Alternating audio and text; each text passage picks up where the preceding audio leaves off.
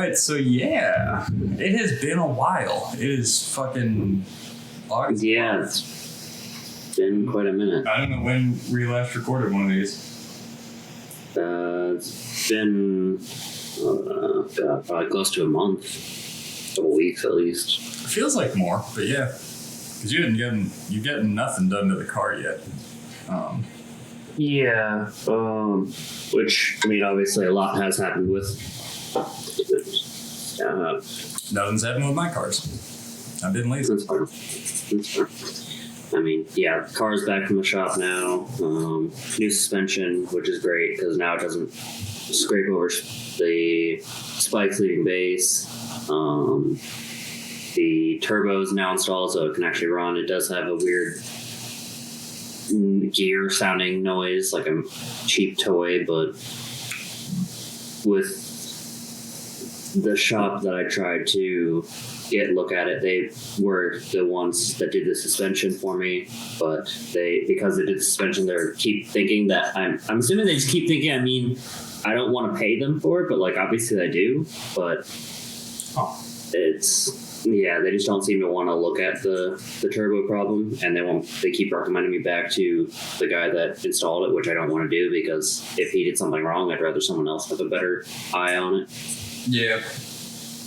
Which is understandable, but language barrier. Yeah. English is definitely not their first language, so, but yeah, since then, the only other thing that's really happened was yesterday I broke the door handle on my driver's side, so I got to install a new one. So that's fun. Ever since the Typhoon, it's been kind of sticky, but I figured a car wash would help it break off whatever was in there, but no, it was just old, so it just snapped. Yeah, that is old car problems, especially with parts of it that are plastic. I mean, yeah, that's definitely a huge. So hot, cool cycles all that time in the sun, things get brittle. And especially with how the RX-7's door handles are very delicate. I think it's they're delicate and they're in a very weird spot because they're not where they typically would be. Yeah, they're in the door, but they're not in like the door. They're in like window frame. Yeah, so it's.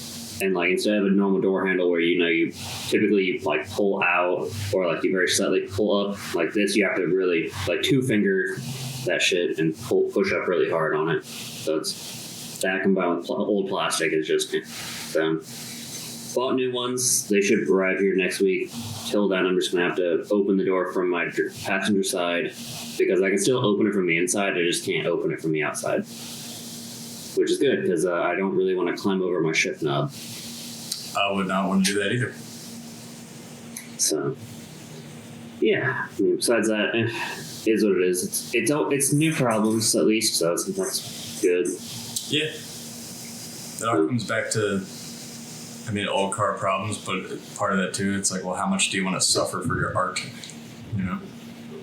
Yeah, and that's the thing is it's a car that they did those door handles specifically because it looks really fucking good. Yeah, I mean you could have like a late model Civic and nothing ever goes wrong with it, but what a soulless appliance that would be. Yeah. So, all good on that. It's fine. As long as mechanically she runs fine, which she seems to. So. I think definitely getting better gas mileage on it because I've already gone about almost 2 weeks, a week and a half, 2 weeks without having to fill up, and I'm still got a quarter of a tank, which is way better than before. Hell yeah. Well, it's not running dumb rich anymore. It's getting enough air now. Yeah. So, then got a new kid on the team. Well, before I went in and started class, who apparently likes cars, but he bought a NB second generation Miata. But you never know with people who like cars and buy Miatas. Do they actually like cars, or have they seen too many Donut Media videos? But he also doesn't know how to drive manual. So he bought an automatic second generation Miata that he someone else noticed it, and I'm glad that they also said it because I was like, man, this guy is weirdly like enthusiastic about everything. But like, they're like, yeah, no, he gets really like really hyperly enthusiastic about stuff, and like even this, like where the A pillar meets the hood meets the door, like that little triangle like area. Yeah. There's a definite rust spot, and he's like, yeah, when it rained, my driver's side floor gets really wet, and I'm like, bro, why did you buy this car? That's bad.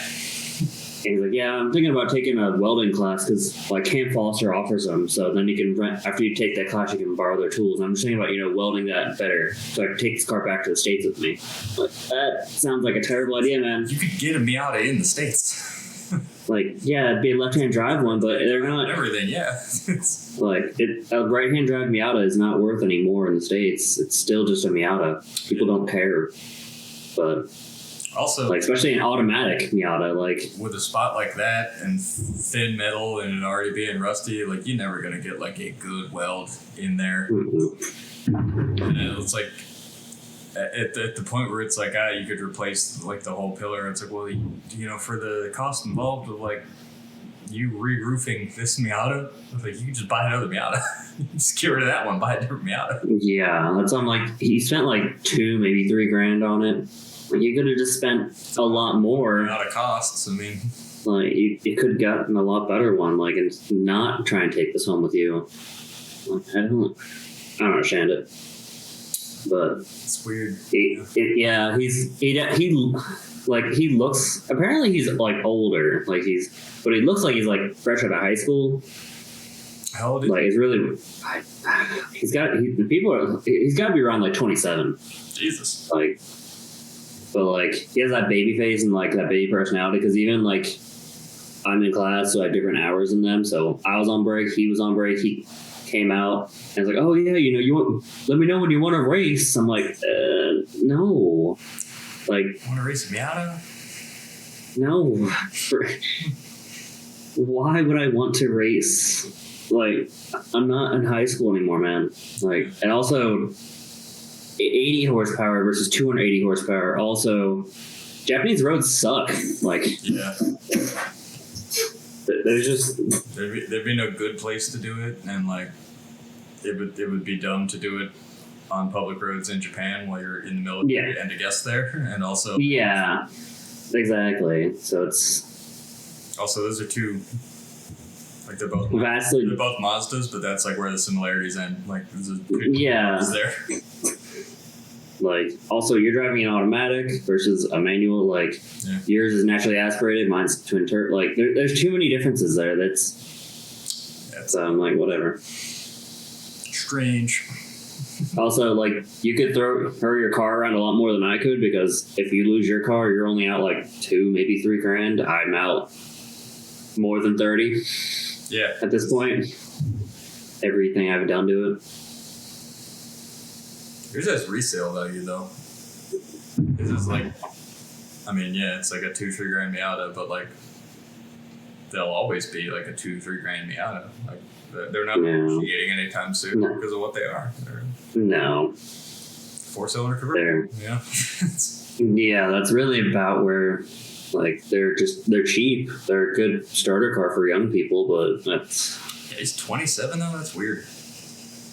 I mean, that's a military face thing though, because like if I shaved, I'd have it too. But I don't like shaving. I like having a 5 o'clock shadow. I mean, now that you're out of the military, you don't have to. Yeah, it makes you feel like a real adult. If I could have grown out my hair and maintained a 5 o'clock shadow, I would have stayed in the military. But they were like, nope, uniformity. Everyone looks the same all the time. Yeah, everyone has to look ugly because fat people have to shave, so you can see their double chin. Yeah, I have chins when I drive.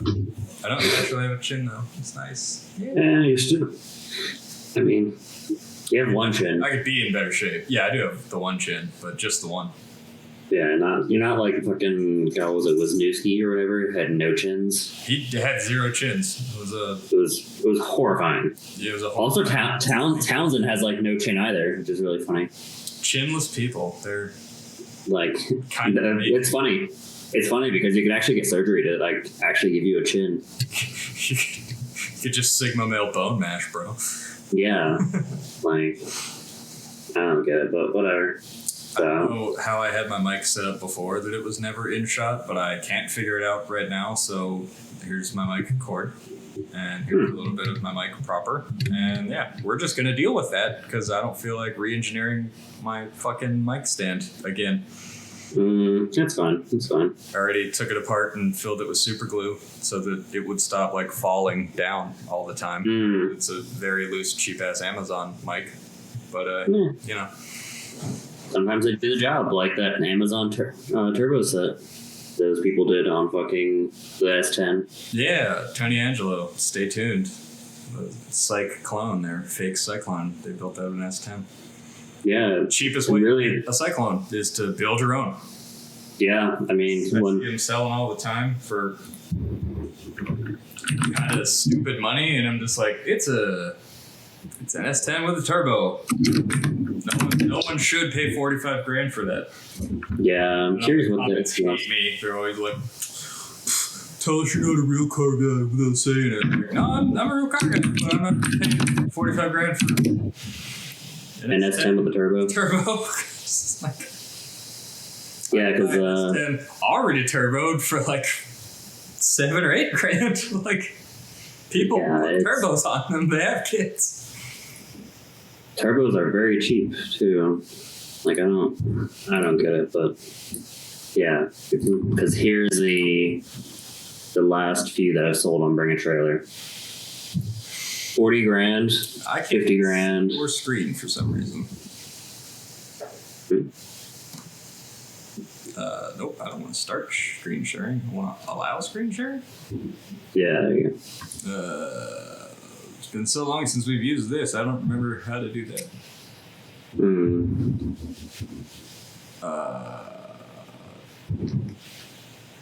Oh, that was I don't think I have to do that with this. Yeah, that was like a, what do you call it? Skype thing, or not Skype, it's the on Zoom. Yeah, you should be able to just share your screen, but for some reason when you do it, I can't see it. Nothing? It's just a black screen. I can pull it up.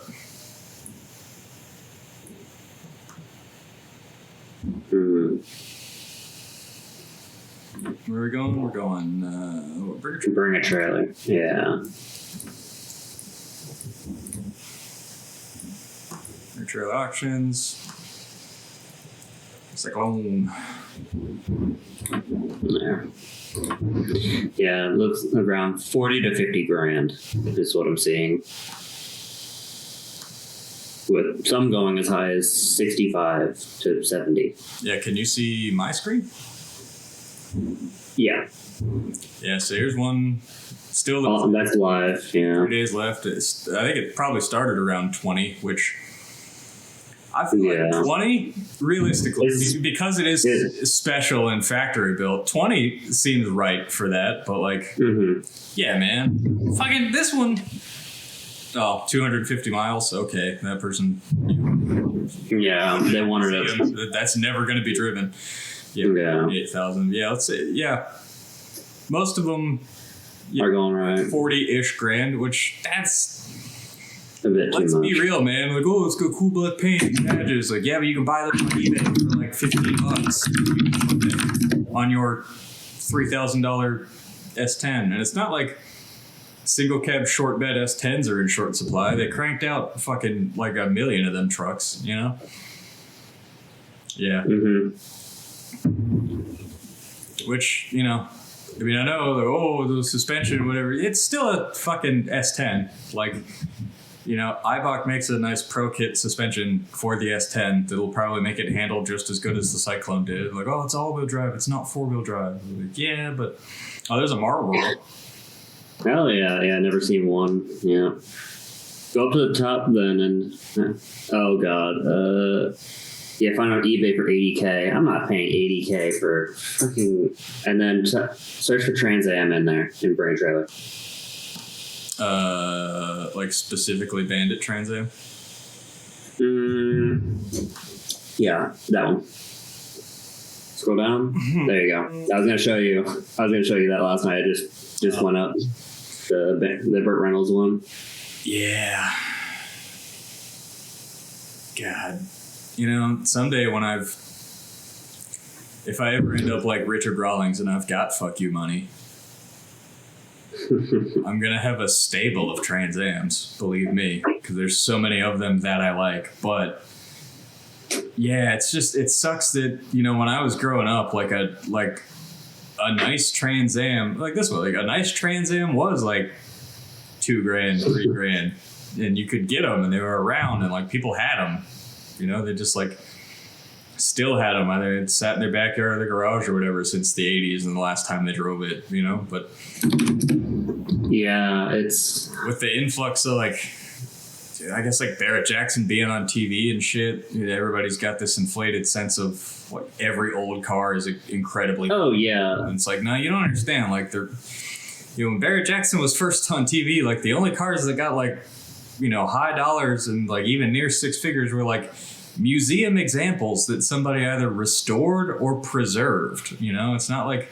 yeah, hey, I got a car from the 70s. It's been in my backyard since 1985. I want $50,000 for it. Like, well, you're on crack, man. You're high. Like, Oh yeah. Sure, some idiot will pay that because this stupid fucking car bubble just keeps perpetuating itself. But like, it doesn't get any for your money. It's like, you're not getting anything worth, and it's like this one here. 75 Pontiac Firebird Trans Am, 4-speed. That is a beautiful car. That's one of the most expensive years to get. It's got a 400 and a 4-speed. Like, that's great. That's everything you'd want in a Trans Am. However, intrinsically, it's actually a pretty, like, terrible car, Like, it's fun to drive on, like, weekends or, like, a nice summer day, but, like, it's not a great car anymore. Like, oh yeah, no. You could but wouldn't want to daily this. It's 180 horse gas all the time. It's got no fucking horsepower. It's got a lot of torque, sure, but like 180 horsepower. Like my Mini had that. Yeah, dude, and like with the 4-speed, it's like, cool. What's the max speed? Like 100 miles an hour, probably. Like, like nice car. But like that's a lot of money for. But yeah. Yeah, no, the whole, as we talked about before, the whole market is absolutely fucked because even if you pull up... Can you see my eBay tab here? No, you're not screen sharing anymore. Well, so... We're going to look for Cyclone parts on eBay. Yeah. Floor mats, carpeted, $120. Yeah. Underhood belt stickers, $15. Yeah, calipers, they're just S10 calipers. Fucking, you can buy them on AutoZone. Yeah. MAF sensor, it's the same as a lot of other GM shit from the 90s. That's why it's $12, It's like... Yeah, the thing, it helps. For $60, I paid $60 for my Camaro fuel pump I still haven't installed. Yeah. It's like, it's like, oh, it's special. No, it's GM parts bin, man. It's nothing you can't recreate. Exactly. Yeah. Really, you're only getting the VIN, and if like you don't care about the VIN, then there's no point in spending that money.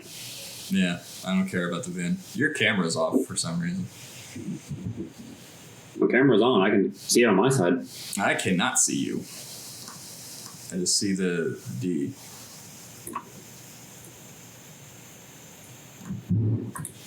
I've had so many problems with this website. This is what we get for not doing this for a while.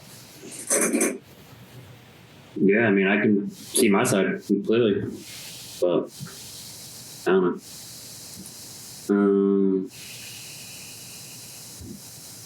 Yeah, I don't know. One second, I'm replying to Mike Lee. You're fine.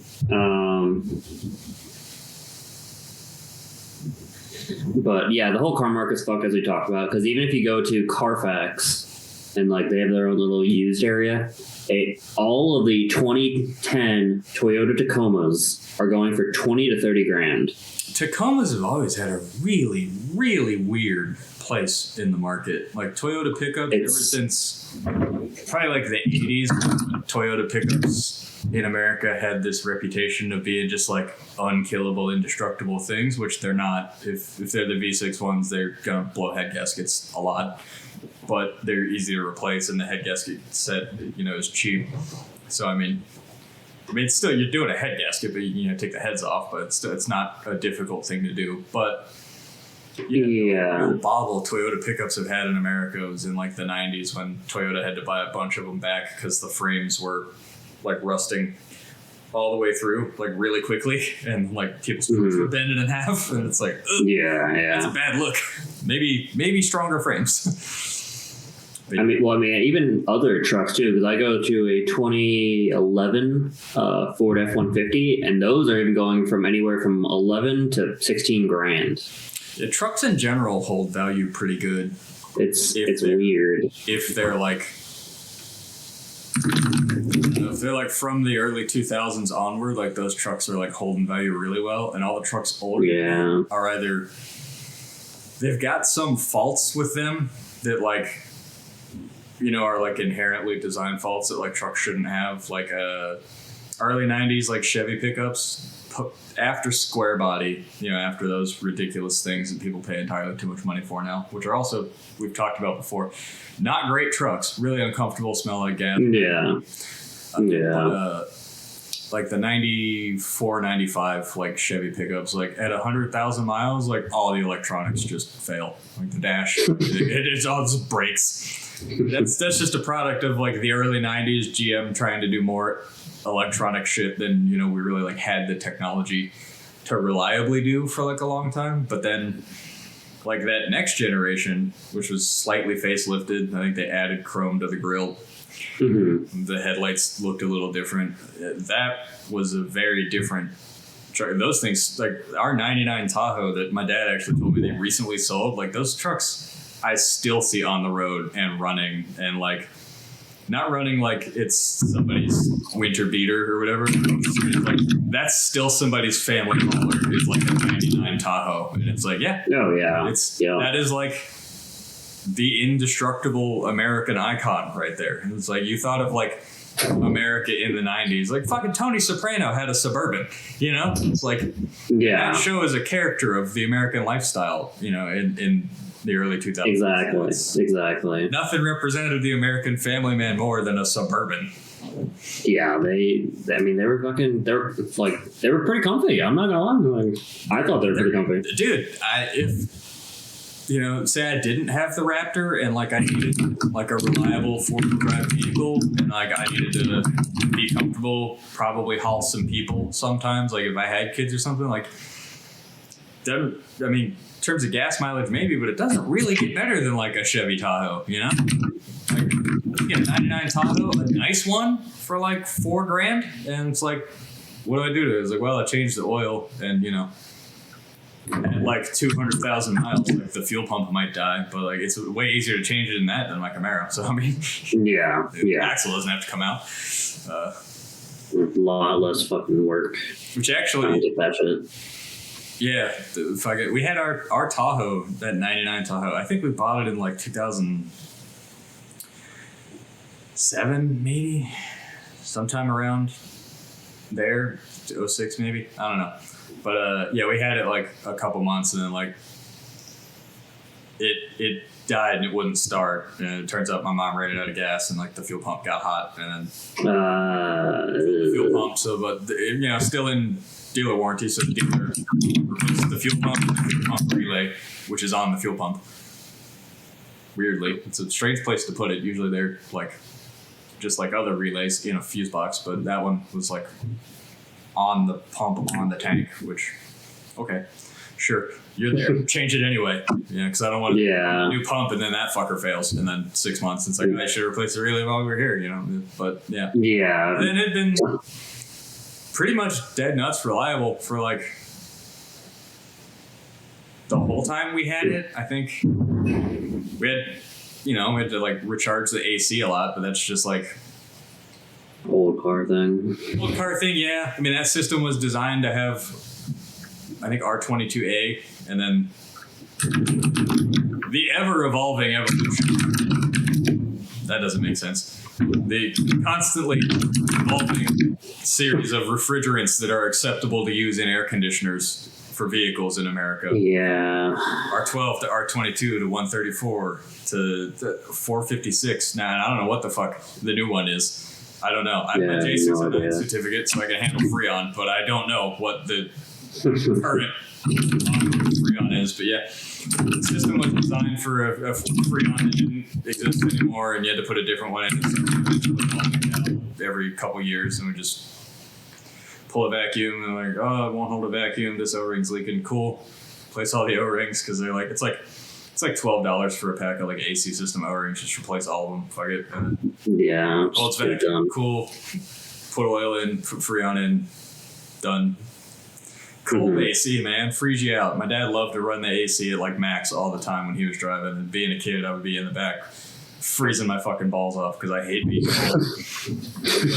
Can you turn it the fuck off? Like it's 64 degrees, man. Like you don't need to run the air conditioning. You just put the window down. Like, I paid all that money to fix it. I'm gonna run it. Yeah. God damn it. Yeah. Dude. Solid trucks. If I needed a cheap family hauler, I'd be in the market for. They call that OBS, old body style Tahoe. And then the NBS, the new body style, was very similar but a lot more rounded. Yeah, that was the generation of trucks that like my Escalade was. There was nothing round about the Escalade though. It was very angular, as Cadillac was at the time. Which hey, even the Escalade was a fucking trooper of a vehicle. Yeah, it did damn well even with blown suspension. Only the rear was collapsed. The front held air, the rear was collapsed. Somehow it sat level, and it still rode great. Yeah. Pretty good for an 8,000-pound SUV, too. And INC was cold. Oh, yeah. Yeah. The heater AC was nice. The heated seats did. I mean, that's fine. Yeah. As long as you had heated seats, that was the main thing. I could have fixed the heater pretty easily, too. It was just the blend door in the ducting up under the dash. I just didn't want to pull all that shit apart and replace it. Yeah, it's a lot of work. It's not a lot of work. It's just tedious work. It's like, I gotta pull the carpet back. Well, that's even worse. All these bolts out. I'm gonna pull this ducting out, and I gotta finagle this blend door in. And yeah. No, that's even worse than if it's tedious shit. I mean. Yeah. Fuck that shit. But, yeah, no. But here, I even pulled up. So, a 2010 Honda Civic, though. Can't see your screen. Well, yeah, I don't think you can see mine because whatever's going on with this. Unless you can see that. I doubt it, though. It is just a black screen. Yeah, I figured. But a 2010 Honda Civic with no accidents, and as long as they stay below 200,000 miles, they go from 8 to 12 grand. And like that's not even just like low 105 100,000 miles. That's like 140 150 180. But as soon as they hit, there's only like two of them, but they're over 200,000 by like 220 to 225,000 miles, and they are going for $4 grand. Yeah, we're getting to the point in automotive. We've passed the point in automotive, and we're on the downslope now of where miles don't matter. Like a lot of early to mid 2000s vehicles, it's just like, dude, the miles don't even matter. Like especially like Toyota SUVs, like a 4Runner or like the FJ, like I've been looking at. Like I don't care how many miles it has because I know that 4-liter V6 is indestructible.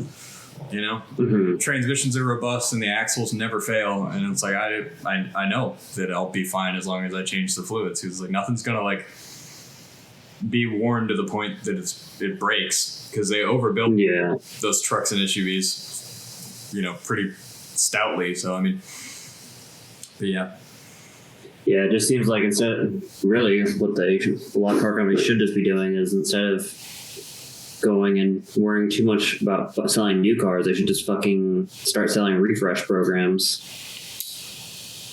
Yeah, I don't know. There's like a weird legality with that where that might fall into doing refreshes on them. Like I know like Acura did that really famously one for like Ludacris. They like restored his 1994 Acura Legend, his first car, because he has it.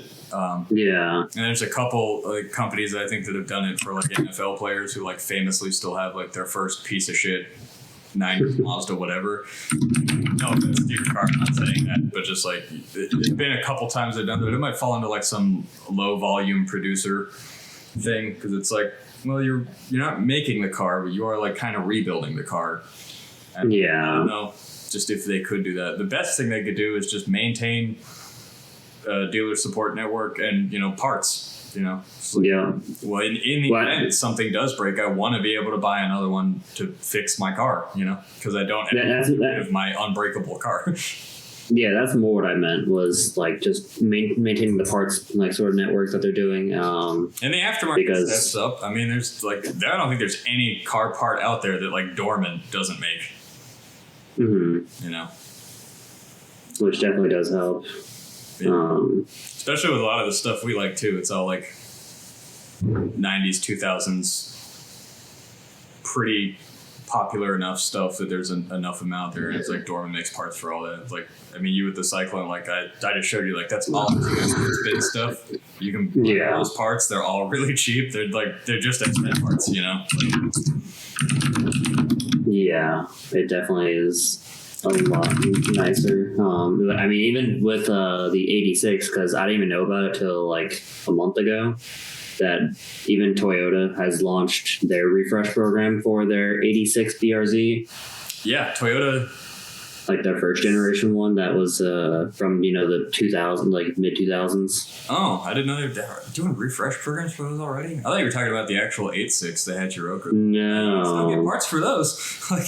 No, they're doing I mean for like the one that they just did the whole revamp for. Oh yeah, they revamped it and they made it. They gave it really ugly feminine headlights and stuff. Yeah. But yeah, they've started doing a factory refresh. Just not my cup of tea. Like I see them. The Nissan Z past the Z32. Like I don't hate it. Yeah, it's not my thing.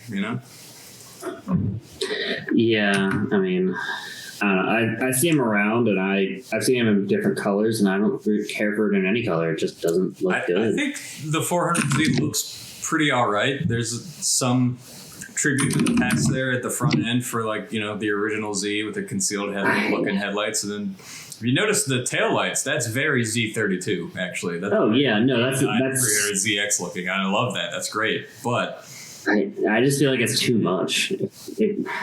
I've seen it mostly in that fucking press release chartreuse highlighter color. I'm like, cool, but like I would never buy a car in that color because like I've got to live with that forever now. Yeah, it's highlighter yellow.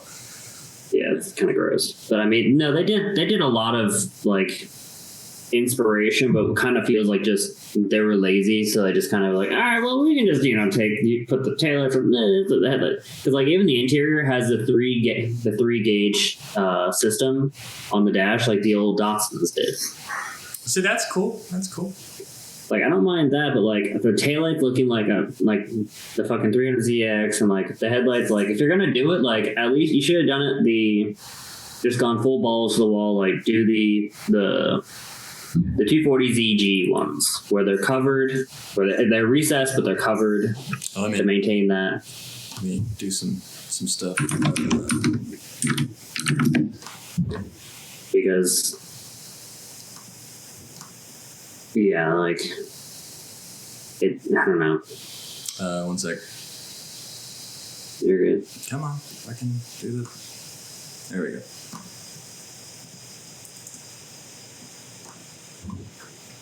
Yeah. Yeah. So like honestly, I feel like the car companies nowadays, instead of they should go and recess them even more and then put the cover over like the ZG had. Yeah, I kind of like the front end, like I said, but what I don't like most about the front end is that it's still like a fucking 350Z, and I actually do hate the 350Z.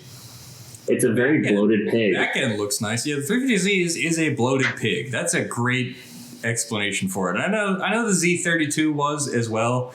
It was a heavier car than it had power. But also that was really 90s sports car, but like I still like it more. But also this is like that was supposed to be like a kind of cruiser, like a tourer. This is a 400 horsepower car. Well, Like, that is a cruiser today. That's a GT, man. That's not a sports car. Sports cars get a 500 plus now. It's ridiculous. But it's stupid. I know that was heavier and overweight and underpowered, but to me it looked so much better. Also, the 400Z's front end, like that front bumper, just looks wrong on the 400Z.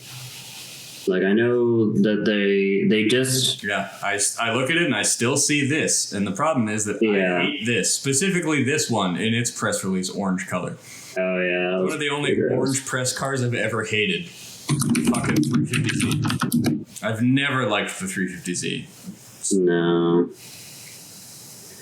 And it's a shame, too, because Nissan just announced the Nismo edition for the 400Z. And it's automatic only. It's automatic only, and it sold out in less than an hour. Yes, that's sad. It's like, wow. So what, 240ZG? Yeah. So they went and they put covers over the recessed headlights. Like, make it look do it clean. Like, if you're going to do the look, at least do it right. The original pocket-style fender flares. Yeah. Truck guys think they did that in the 90s. Nope. Nissan, 70s. Like, it's a great-looking car in that maroon. Were they all maroon? That's all I'm finding. This is Gran Turismo. Yeah. But. Yeah, they were all maroon, because they only made so many of them. I don't even know how many, to be honest. Oh, was the ZG the special edition of this year? Yes. Okay. It was a Japan only thing.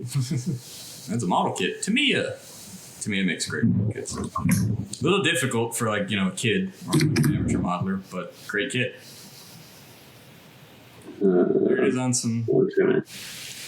I was gonna say BBS mesh wheels, but they're probably not even BBS. They're probably just OEM late 80s, early 90s mesh wheels, because every manufacturer went mesh wheels. Hell yeah, that was nice. 90s. I think Pontiac did it best, honestly. But yeah, no, the ZG went and had the custom front bumper, the custom headlights, and all that. Oh yeah, I think turbo. they had the best mesh wheels back then, because you could get them an 18-inch, and it's like they're not a direct bolt-on to a Firebird, but they fit, So you for reasonable money, you could have factory OE Pontiac mesh wheels in 18 inches. Clear bigger brakes or stuff, but yeah, there's a lot of real uninspired design and stuff in the modern the 400. And I understand that safety, standards they have to meet, and there's fuel economy standards, and Which, speaking of that, got to be safe, so it's going to weigh a ton, and it's got to meet this fuel number, so can't have an interesting engine, because it's just that we've regulated almost the fun out of cars. We've regulated the fun out of cars, yeah. Which doesn't help that, speaking of that, they actually, as of August 1st, there's a new proposal by the NHTSA. The National Highway Traffic Safety Administration. I'm familiar with them. They're about to make semi-trucks worse. Yeah, no. They're going to make semi-trucks way worse. They make everything a lot worse, because the whole backup requirement for backup cameras and all that kind of shit's just ridiculous. Oh, they're required now? Those are backup cams are required on cars nowadays. That's why they all come with them now. But the new cars have screens now. But the big one that I was going to mention was that they are doing a proposal, which hopefully doesn't get anywhere. I doubt it will, because it's very infeasible with internal combustion engines to ever hit that. But that car manufacturers would need to hit 60 miles per gallon by 2032. Is that a blanket average for the company, or is that every car you produce must meet that? Because we were just talking about Suburbans and Tahoes. There's no fucking way. Yeah, you want to take 49 seconds to get to 60, which makes that car unsafe. And fleet fuel economy for cars and... Okay, so it's fleet, so it's an average across your entire range. Yeah. So that's why every car manufacturer is going to have probably 3 or 4 now EVs that they sell, because it's oh, well, this is a zero, so that's a zero in there, But it's still really absolutely stupid because 60 is just not. Because when you go and you keep pushing up how much like car manufacturers have to put in tech, like it just increases the price of cars. And already people are priced out of cars. Like, oh yeah, like God. This is a fun thing, dude. Let's just go to a website, and a dealer website, and let's just look at a reasonable new car, and let's just see what a new car costs. I'll just type in 2023 Civic, and we'll see. But also, you gotta remember, there's dealer markups everywhere. Oh, I'm just gonna go look. Let's put in car dealer Bellingham. Oh, there you go, Western Washington Honda. Okay. Yeah. So, where am I at? Yep. I don't even know where I'm at. Cool. Honda Burlington. Cool. Dealer website. Let's go. No, go away. The pop-up. So I'm in. God, new inventory. So I'm in Georgia, and all 2023 Honda Civics, not even like the Type R's or anything, just regular ones, are going for 30 to 35 grand. Dude, a Honda Pilot is 50 grand. Yes. A Honda Pilot is not an Escalade. No. That's not a Lincoln Navigator. Those things cost 50 grand new. Well, it should. Why is a Honda Pilot 50 grand? That's the thing is, everybody's priced out of cars. It's a Honda Odyssey's 50 grand. You're telling me a new family who wants a minivan is going to pay 50 fucking grand for a Honda Odyssey? They're going to have to if they want a new car. Yeah. A 2023 GMC Sierra 1500 is 56. Trucks have been out of control with pricing for a long time. The best new truck you could buy is a used truck. A Chevy Malibu is 25 grand. This model year, 2023 Civic Sedan Sport, 26.9, 2-liter engine, CVT trans. It's black. It's got gray interior. Or no, it's black interior, gray exterior. The picture's black. I don't know why the fuck. Yeah. Ford Explorer is 55. Yeah. Like every car is over the reasonable amount. What's a brand new Toyota Tacoma cost? 2023 Tacoma View offer. It's not giving me a price. All right. I want to. Yeah, sounds all right. Toyota dealership. Toyota Bellingham. Okay.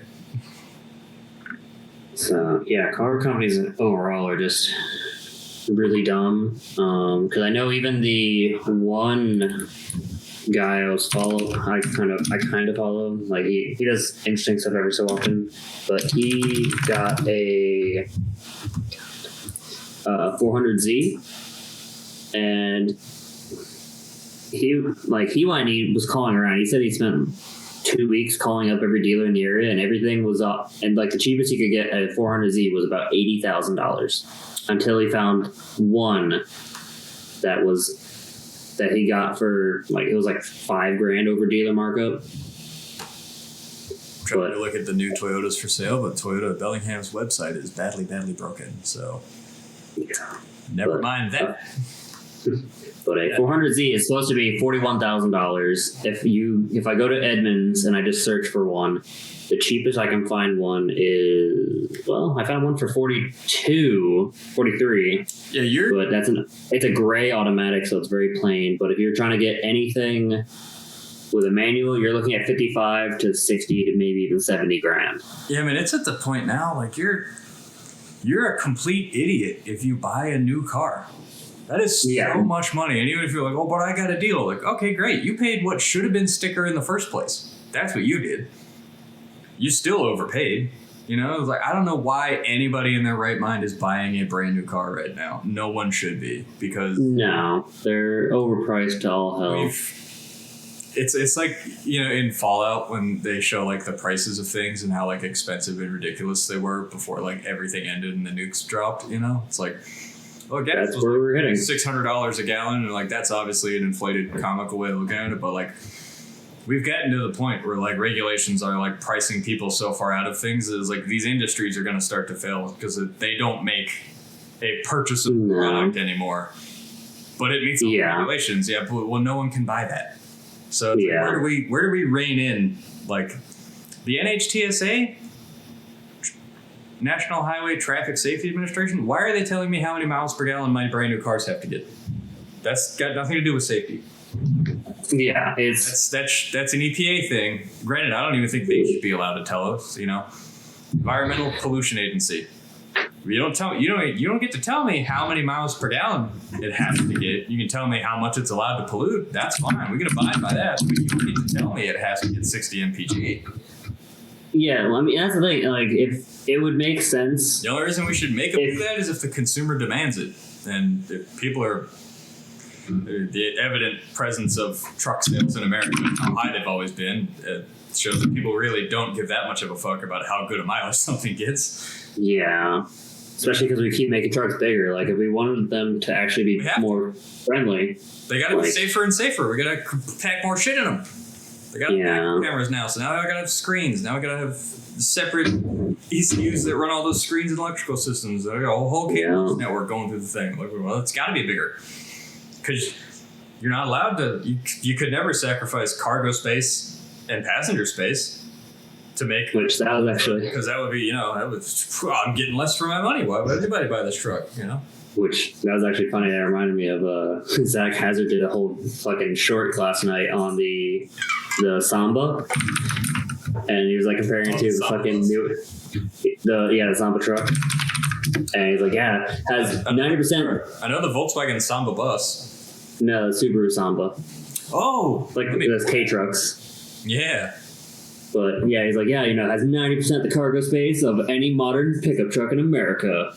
And he's like, it doesn't do any damage to the road. Then he's like, American trucks. It big.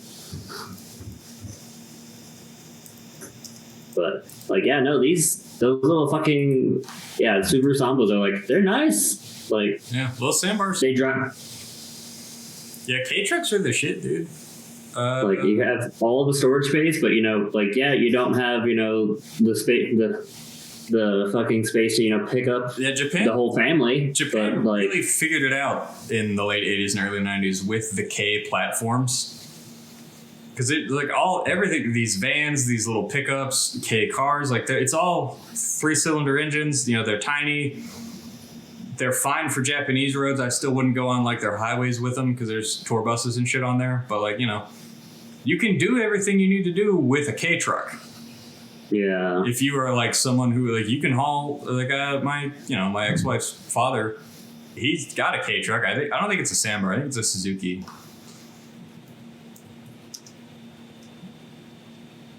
K truck, I forget what it's called. I think the Super Carry, just the Carry. Yeah, the Super Carry is the big one. The Carry is just the little one. Yeah, he's got one of I've seen him haul big shit with it. He just ratchet strap it to the bed. It ain't going anywhere. And it's I'm only going in town, and I don't need to go over 30 miles an hour. It's Oh yeah, I mean that's one of these probably will do 65 on an American highway, but that is not something I'd want to do. No, that's a 13-inch rim. That's not a big tire. There's some big. No, you can see how thin they are too. Yeah, you can see how thin those tires are. Those are skinny. They're very thin. Yeah, but I mean that's the thing. Around town, absolutely, it'd be great. Yeah. I used one. I had one when I bought my 85-inch TV. I used one. Had somebody rent one of those to go and move it for me. Yeah. They use them as fire trucks too. Look at these adorable little fire trucks, Kevin. Yeah, I mean, they do work. It's a 6x4. It's got 4 rear wheels. That looks like it has treads. I think it may have a tread thing on the back. Just they clamp on snow chains in their treads. Oh yeah. Look at that. Oh yeah, dude. The concepts, but no, the Toyota Hayase. Yeah, the Toyota Hayase, however you want to say it, that is basically the answer to American truck guys who I work in a pipeline or whatever. I need a crew cab truck. And I need a work bed on it. It's okay, well that's how you do that. It's not the way we've been doing it with our pickup trucks because they are needlessly big and Yeah. Admittedly, people do hate them for being needlessly big and shit. And the argument was always, well, like, I can't get a fucking Ford Focus into an oil field, buddy. But hey, there you go. All-wheel drive. Yeah, you try to go back to 1989 because it's No, these aren't like K trucks. These are like about the same size as like a 90s full-size truck, but yeah, that was 90s sort of forward control. It's got the same flatbed, but it is four-wheel drive. It's got a straight 6 diesel engine, so all the powers you want. And I'm sure federal regulations skirting coal rolling bros will tune them badly and make them dump smoke. But hey, it's just if this is where we went with trucks, I'm pretty sure like good guys like Gale Banks would also be developing like really nice parts that don't violate EPA regulations, that also give you more power and better reliability. These are great. Yeah, I'd love one of these.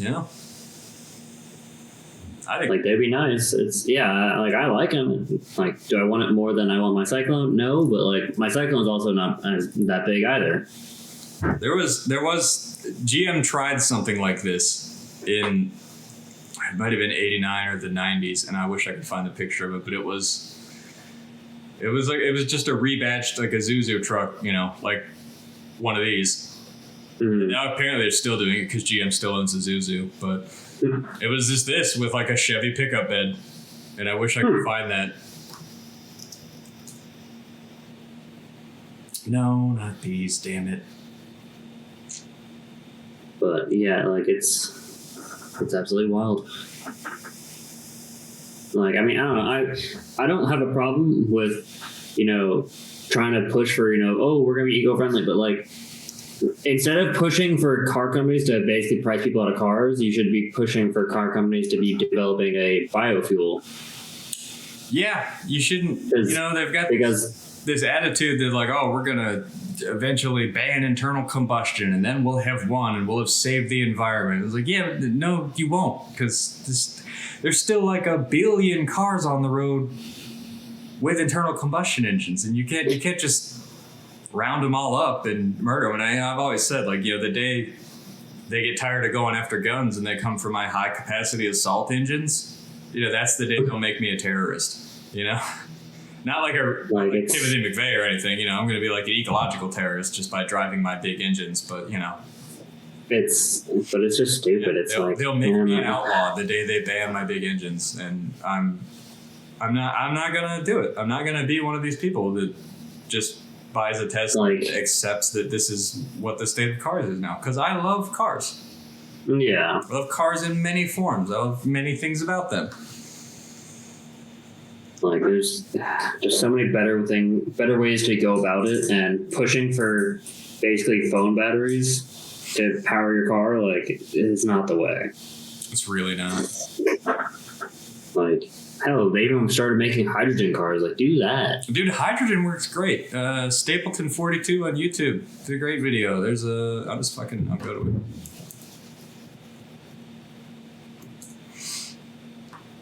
He had a great video he did with this old hot rod truck here, and it's fucking powered by hydrogen. Now.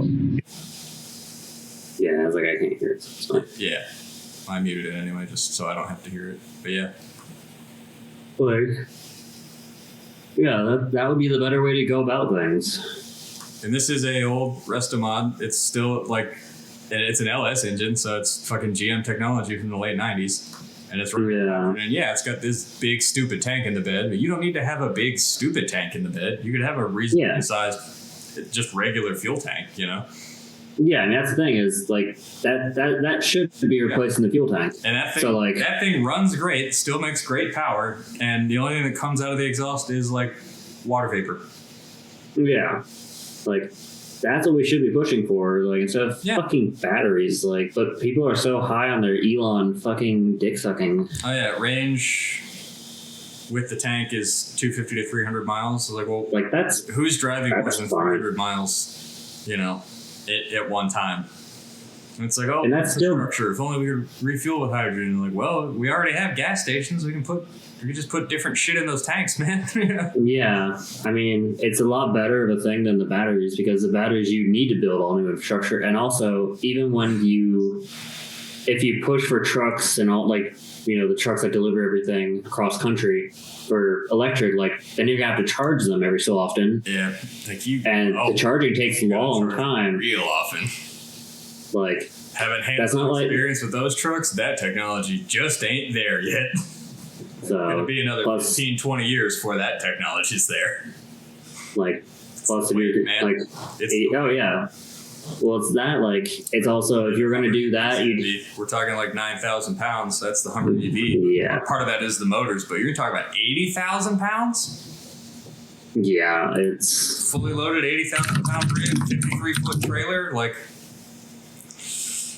yeah, best thing I've seen, and I forget their name. There's actually a company out there that it's a hybrid electric trailer, and by towing the trailer, and it's the axle's moving, it's charging its internal battery, and it helps push upgrades and like maintain speed while coasting and stuff. So you can basically hardly throttle the engine.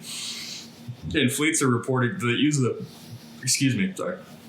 are reporting like 30-35% increases in mileage numbers, which doesn't sound like a lot, but when you across a 200-300 truck fleet, we're talking about going from like 9 miles a gallon to like 14. Like, that's a considerable difference. Yeah. Imagine complete organization wide, and it's like, it's getting harder and harder to be a trucker or to own a trucking company. Yellow Freight just shut down. They were almost 100-year-old company. Yeah, it's impossible just to go and maintain what fucking everyone's pushing for. It's like, well, if you want your shit, you're gonna have to make some sacrifices, man. Like, either make these changes realistic, or you're gonna fucking be paying out the ass for everything. Especially when they go and they start trying to push for fucking like if or I should say when they eventually push for taxi companies to be doing it, because taxi companies can't drive all the time. They can't afford to be sitting around for half hour to an hour. And when you think about taxis, what my mind always goes back to, and I think a lot of people from our generation just immediately picture it, is just gridlocked New York City and fucking a sea of yellow Crown Vics. And even though most of them aren't Crown Vics anymore, a lot of those have been retired, at least in New York City. Yeah. There are some weird Toyota vans now because they fucking have to be, because nobody wants to get into the back of a sedan anymore for some fucking reason. That's still pretty much what it is. And it's still like, that's like 90% idling time, just sitting in traffic, engine running. Yeah. And that's just horrible. And yeah. What I'd love to see happen is for checker cabs to make a comeback, because I just fucking love me the aesthetics of a checker cab. That looks like a taxi should, Yeah, very aesthetic. I trust that way more than any other kind of cab. I can get into this cab. This guy's definitely not going to murder me. He's going to take me where I need to go. He's not going to drive me around the city first so that the fare goes up. I trust this man.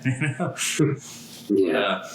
And there'd have to be a way to obviously, bring these back as some kind of new, completely composite body with fake chrome bumpers and some kind of hybrid electric drivetrain to make them efficient. And then, of course, they'd probably be expensive, and nobody's going to, buy expensive cabs because they're always meant to be a cheap, dependable car that you could drive the hell out of.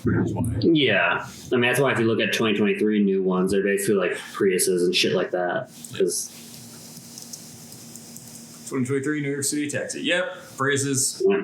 Like I said, Toyota Minivans.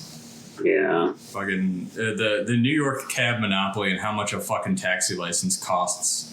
Their medallion. That's what they call them. Their fucking medallion that lets you be a license. Yeah. It's like hundreds of thousands of dollars for one of these, and it's like you can't. Nobody who needs a job can just like buy or start driving a cab anymore. No. Oh yeah, no. You got to be like 4th generation taxi driver. It's fucking ridiculous,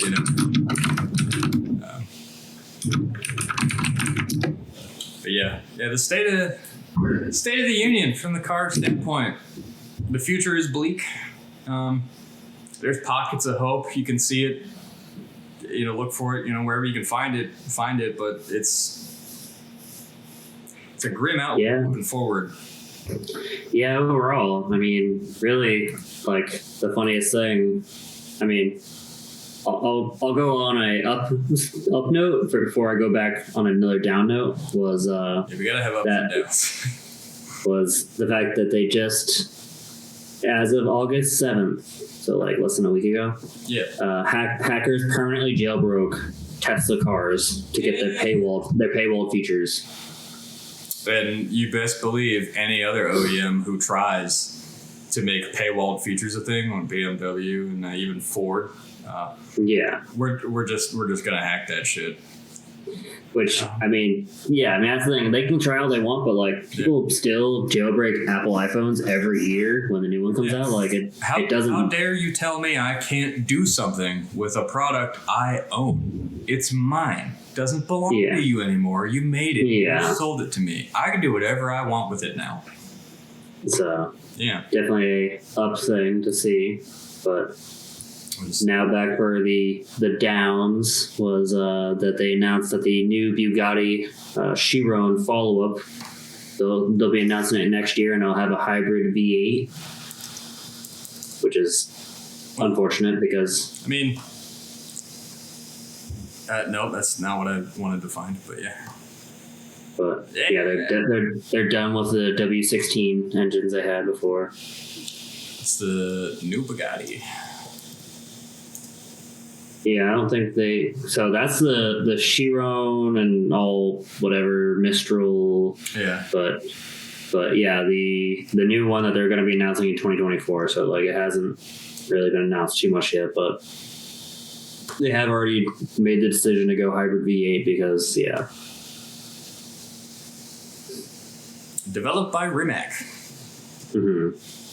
Rimac, well, the guy that was running Bugatti, the guy that was running Rimac did such a good job that Bugatti was like, hey, you want to run Bugatti? And he was like, all right, yeah, I think that's how that went. Yeah.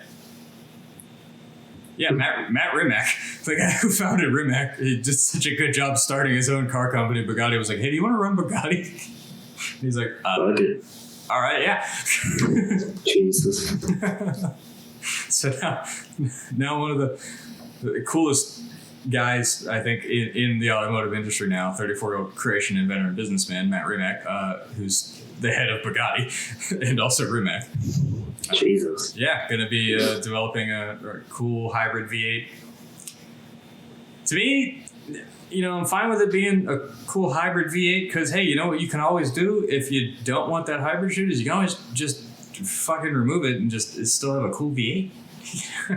That's pretty cool. Yeah, I mean, it's still not, like, for the money that they're going to be charging, though, I'd rather just have a W16. I mean, obviously, I would never buy a Bugatti because they're more of a top speed kind of car. It's just a status symbol. There aren't a lot of enthusiasts who bought Bugattis because, once again, very impressive thing, actually pretty terrible car. Yeah, they're really bad on gas, like, so it gets expensive. They are heavy. They're not comfortable. I mean, they look comfortable, but, like, not a lot of room inside a Bugatti, Everything's expensive on it, so it's very much so I'd be afraid to drive it because of how expensive it is. If like we ever got to the point where we were just somehow like, I don't know, we're like smoking tire, we're testing a Bugatti press car, I wouldn't want to drive it because I'd be like, if I scratch this thing, I can't afford to get the paint fixed. Yeah. Like that's a hell of a place to be with an automobile. It's like I'm afraid to drive it. It's like classic cars. Guys buy them like, oh, I could never drive it. I just devalue it. Like it's a fucking car, dickhead. Because if you don't drive it, then it's just a piece of art. And at that point, if it's a piece of art, you might as well. Cars aren't art, man. They're fucking cars. Well, I mean, some are arguably art, but they're art but art can't serve any other purpose than to exist as itself to be art. And cars do serve a purpose. They are transportation. They can take you. They can race. And like the interest of like old semis, like that truck can still work. That truck can still pull a trailer, even though it's a expensive antique old truck. I'm talking like at this point 50s and 60s semi trucks that have been restored go for like ridiculous money, but like that truck can still pull a trailer. It's still got a diesel engine in it. It still makes power.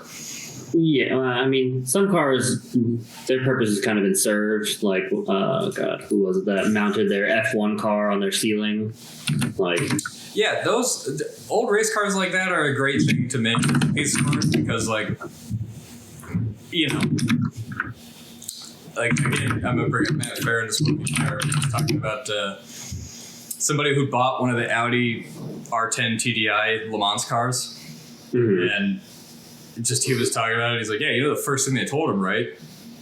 Don't put fucking diesel in this thing. It's like, well, what does it run on? Like some synthetic race fuel that probably only Audi could get. It's like, well, what do you do with it if you can't fucking drive it? It's like, well, it's a great piece of art, you know? Yeah, like, you know, have Ammo NYC detail that shit, put it in your fucking conference room in the middle of your office or whatever the fuck, in a showroom somewhere if you're a car dealer, you know, it's great. Display somewhere where it'll be seen.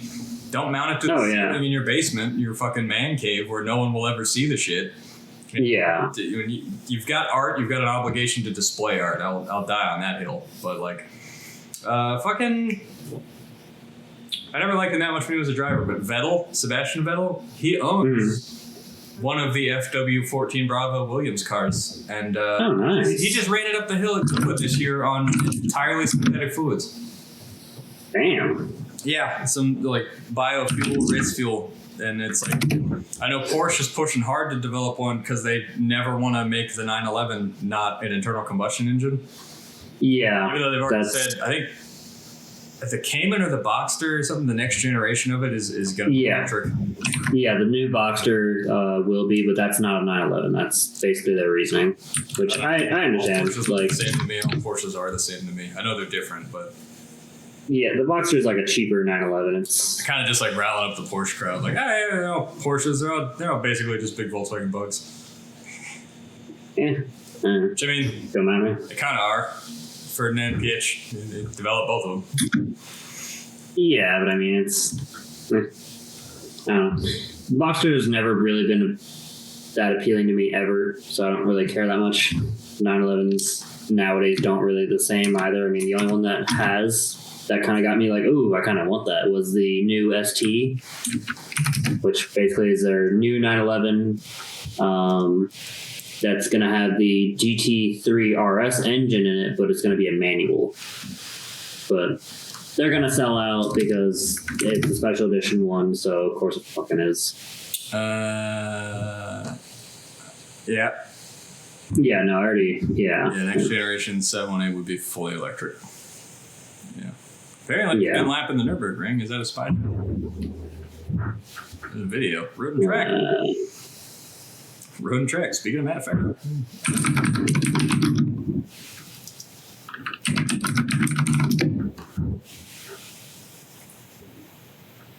Yeah, like there's... I don't know anything about Porsche's synthetic fuel thing. I'd like to... I don't think they've made any just like new updates. Because I don't know anything about it. E-fuels. Yeah, I mean, they've been pushing because basically since they want the 911 to always be internal combustion, they've been spending millions to go and keep it to basically make their own e-fuel. Yeah, hydrogen's a good one. Ethanol's a good one. You know, even with its, let's call it a caustic nature with rubber. Yeah. Caustic, that's the wrong word. It likes to eat rubber. So you couldn't do rubber. You could obviously use synthetic things like polyurethanes and that to get around that, or even like plastics. Yeah. GM had this kick-ass hard plastic in like the late 80s called Delrin. You know, you could make a lot of like rubber shit from Delrin, and that would solve a lot of those problems. But yeah, ethanol's a great one. Methanol is one that dragsters and even like Indy cars used in the past. But I mean, I don't know how sustainable that is. It's still alcohol. But yeah, I just want to know like what. I mean, this is a very blanket corporate statement. You know, we're committed to making sustainable fuels from renewable resources. Like, tell me what you're trying to make fuel with. Is it mold? Is it algae? Is it some kind of chemical you devised in a lab? You know. Right now they're doing, I believe, in Chile. Chile. Oh, Punta Arenas.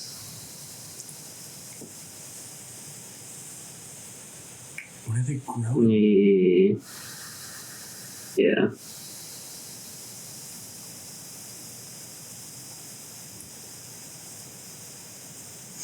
Yeah, so like they've been working on it for kind of a minute on that. Even not necessarily a. Well, I feel like I have to sneeze. I don't. Sneeze. No, it's gone. Okay. Even not fully renewable, sustainable fuels, but just like a in the right direction move we could make. Like Pennzoil's been making like synthetic oil out of like natural gas for like a while now.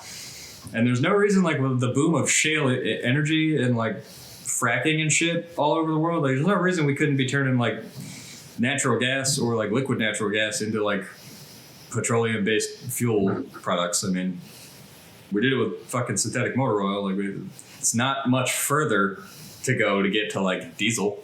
And then it's not much further from there to get to like gasoline, Oh, here we go. They describe it in a different article. They split water into components, hydrogen, oxygen, releases oxygen into the atmosphere. Then combines the hydrogen with CO2 to make methanol, and then turns that into gasoline. The problem with that is that's such a long and painstaking process. Yeah, but I mean, everything is they can get that's a start. If we can get it to where we can do it on a large scale, then maybe it's long enough that we can get to the part where we can do it, in a condensed time format.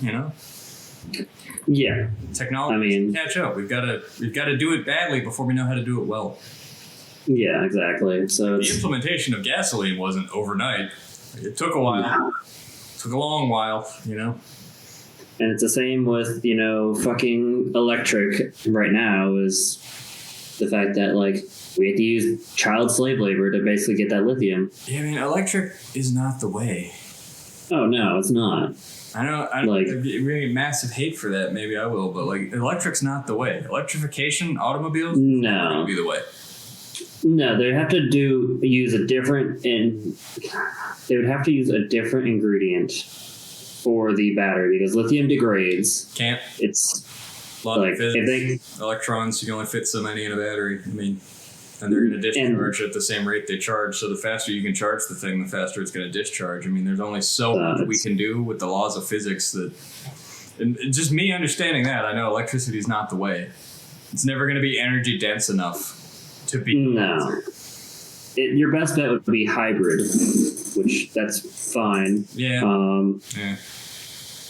Because I mean, there are plenty of ways to go and help out. I mean, to do alternative things, but people have to want to spend the money on it, and pricing everybody out is not one of the ways. And they've done no forethought. They haven't looked down the road. They haven't looked ahead. They just want that stranglehold on the car and the engine, and they want to kill both of them, and they don't care what they do to do it. They just want to kill them. And like, I mean, you just want them gone. Like, you haven't thought about how the consequences, horrific the consequences of getting rid of engines will be. Because let me tell you, you get rid of engines, the whole world stops. No, yeah, because you don't have taxes, you don't have buses. Still gonna be turning. Like there's no taxes. You're just putting us back into a different. No cars, no trucks, no planes. How's anybody gonna get anywhere? Yeah. How does food go from farm to market? How does things get to store shelves? How do people get to stores to buy things?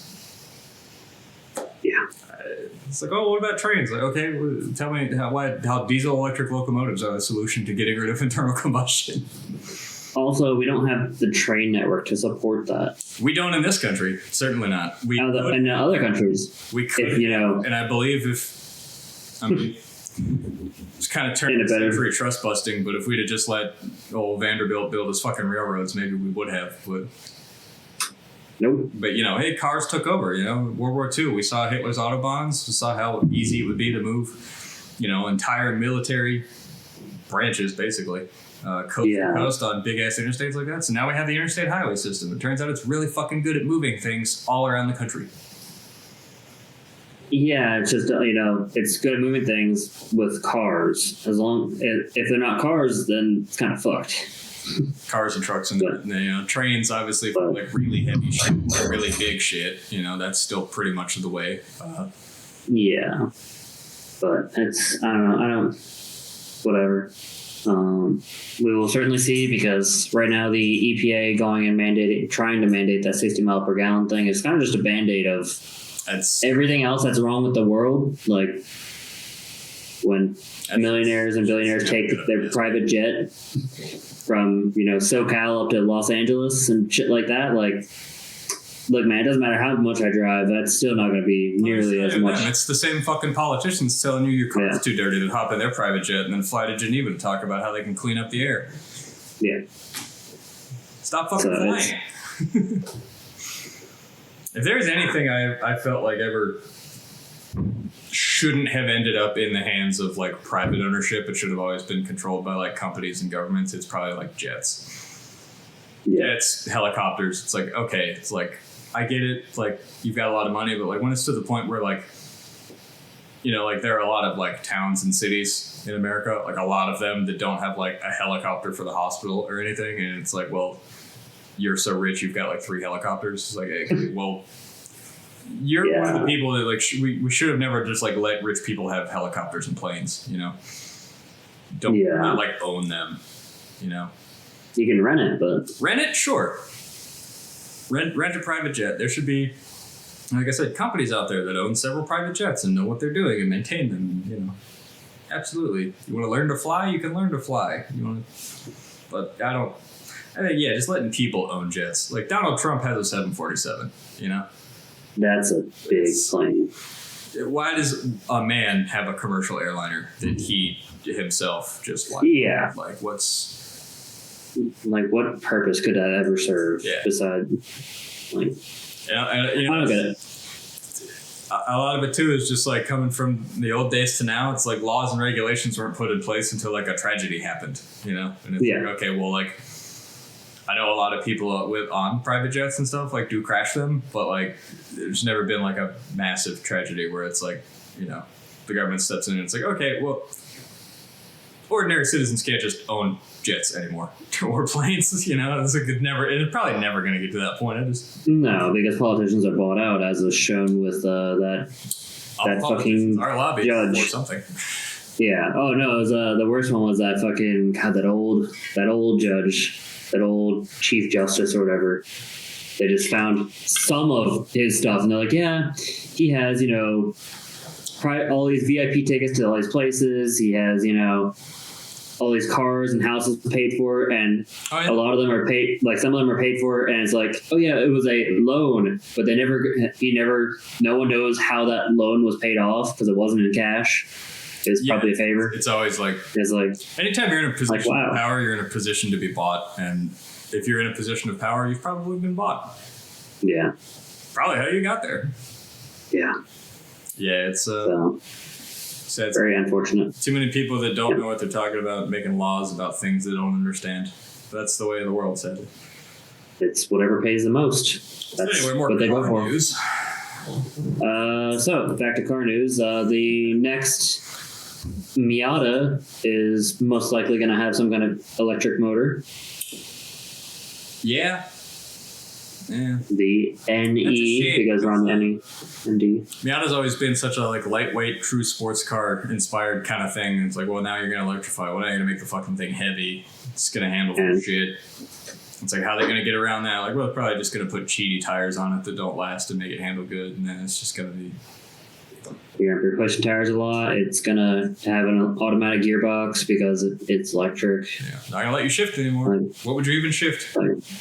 Yeah, so it's...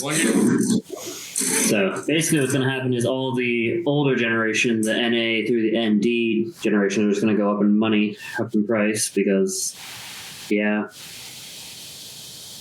which sucks, because, the only real expensive Miata should be, the newest generation ones. Like the ND Miata, the RUF. They're pretty expensive, but we'll go on to Edmonds because I don't want to go on Brain Trailer. They're not. Yeah, about 30 grand. Like, but I mean that's honestly fine because like these are 20,000 mile cars. Not even some of them. Some of them are fucking 11,000 miles. Like they're. It looks neat. If that's the concept. Yeah. Looks neat. Yeah, it's a concept. Like I like. So the ND has that scale front. for reference though, so I don't know. Oh, the ND Miata, is that what you want to see? Yeah, because that's the new Miata that's been out for a minute. They haven't shown anything on the new NE. Like that's the ND. You know what I like about it? It's got an actual hardtop. Yeah, that's the RUF. Not like most Miatas. It's got like an actual. So they went and It's built as right. So if we go down slightly, a little bit more, and then to your right of your cursor. Right of your cursor, that one. So that's the RUF. It's the retractable something fastback. But basically, it means it's a hardtop convertible that they did. So they did the soft top convertibles, and then they made the RUF or RF. I think it's RF. It might be RF. Yeah, it's RF. It says RF. All right, whatever. But yeah, it's a hardtop, and then you put the top down, and then it literally looks like the one like right above. I was gonna say I did say I liked that it's an actual hardtop, not proportioned well. But then again, Miatas are so rarely designed to actually be a hardtop. That one looks better. Yeah. A little. Yeah. That one makes it look weird. It looks way too short on the back. I don't know if it's a perspective thing or what, but yeah, that one. Most likely. But yeah, I mean, it's a electric, up down fucking fastback sort of look thing they got going with it, which I mean, it's nice. Like, I still wouldn't buy one just because the interior looks like absolute ass. Oh, it takes the target center out. Yeah. Folds it down and then puts the back of the roof back. Okay. Yeah. Yeah, like that's absolutely fine with me. Like it does the hardtop and that looks like a fucking. It looks like an RX-7 roof Photoshop. Yeah. A Miata, and that is arguably the only good looking hardtop solution I've seen of it. But it looks good in this picture. Interesting. No, I don't like it because it's got all the pillar, but it's like why is all the pillar there? That's not structural. You just showed me the fucking thing comes off. It's like. So that pillar actually, like, as you can see, damn it. Sorry. So on the white wall, so you can see, like, so when it is there, like, yes, it does move, but like it'll crumple probably a bit, but I'm sure there is some structural rigidity there.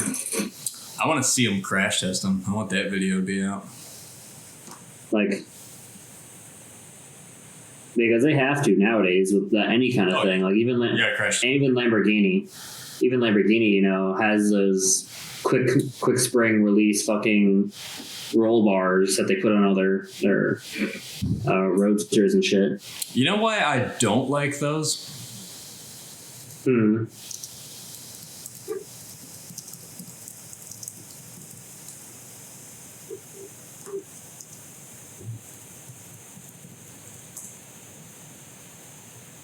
This car is why I don't like those.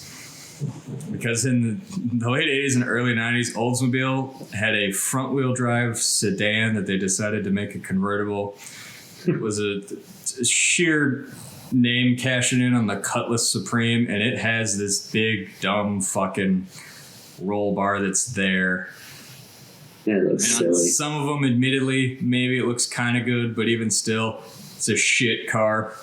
Malaise era garbage. I don't know why I hate these so much when I actually don't dislike the Grand Prix. They're the same fucking thing underneath. But it's got this, and most of them I've seen have been that same shitty 90s teal, and they've got that big dumb fucking roll bar. And ever since this car, I've never thought they were cool. Some of the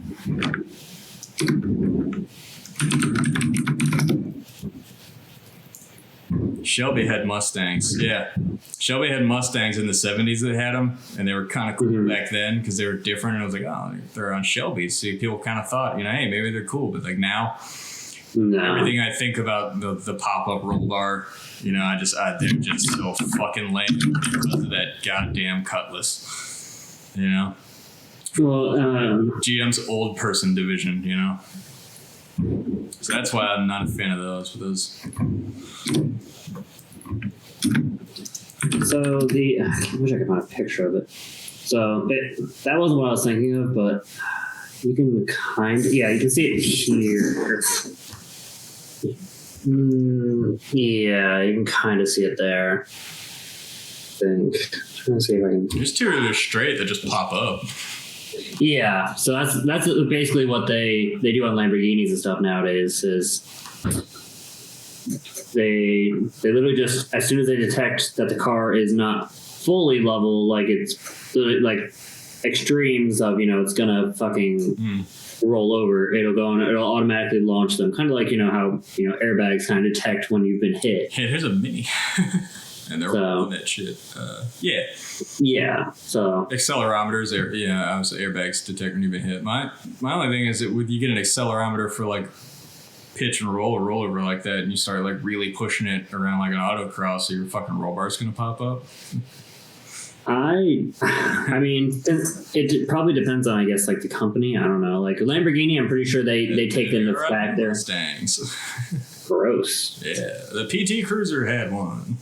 I mean, PT Cruiser had a lot of mistakes. It's weird cult following with that car. Don't understand why.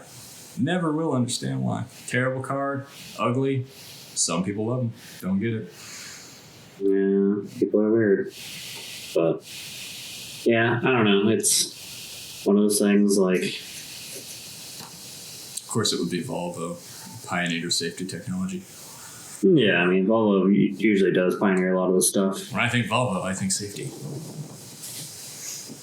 But yeah, so I mean, like I think they have their use. Those bars have their use, just because they're. You gotta have something just to be able to release a car anymore, unless you're like one of those garage kind of builders. Yeah, you're. Like we talked about, the thing that SEMA Action Network made possible, the low volume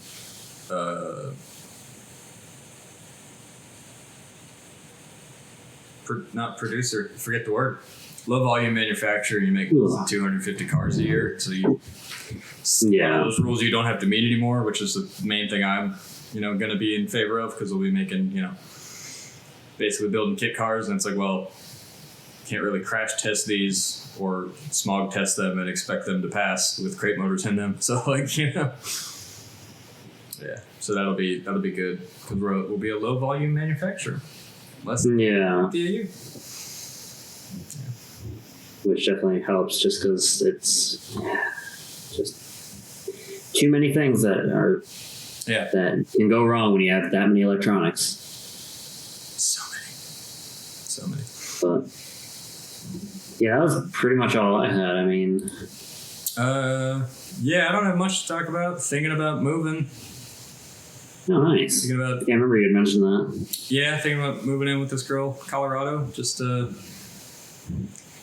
honestly make things more financially viable. I mean, for both of us, because I'm getting real fucking sick of paying $2,000 in rent for this house that I like, but in a town that I hate, in a state that I hate, and admittedly a place I've got no business being in anymore.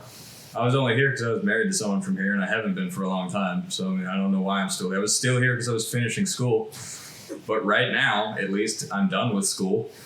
I enrolled for this fall, but I could always not enroll for fall, move, and just go to college there. I've looked at colleges there; they're like 10 minutes from her house. Oh damn! Yeah, that's a lot closer than shit. Yeah.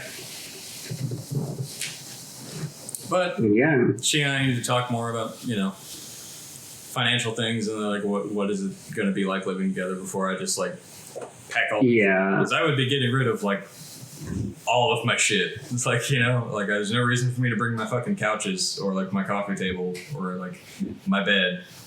Yeah. I can get rid of a lot of my shit, but then. Thing is, well, now I have to get rid of a lot of my shit. Facebook Marketplace, hopefully I sell it. Other shit I'll just fucking throw in the garbage, because after a certain when point, I move, I just if it's like, oh, they want to fine me for throwing shit away I shouldn't have, and it's like, well, fuck you, I'm just not gonna pay the bill. I moved to another state. Good luck. Yeah. And after that, it'd just be like breaking my lease and then moving, and then it's like, yeah. But yeah, which it's still a lot to do to like figure out either. Like I'd have to get another bed cover for the truck because it's just an open bed. I don't want to just like throw a bunch of boxes in the bed. Yeah, in case it rains on the trip or anything, or just even overnight. Just driving it overnight for that time. Yeah, because at some point I'd be going through, like, pretty much got to go over or around the mountains to get from here to Colorado. So I would be doing that at some point, which I'm not worried about in a Raptor, but also I don't want any of my shit to get like snowed on or freeze and break.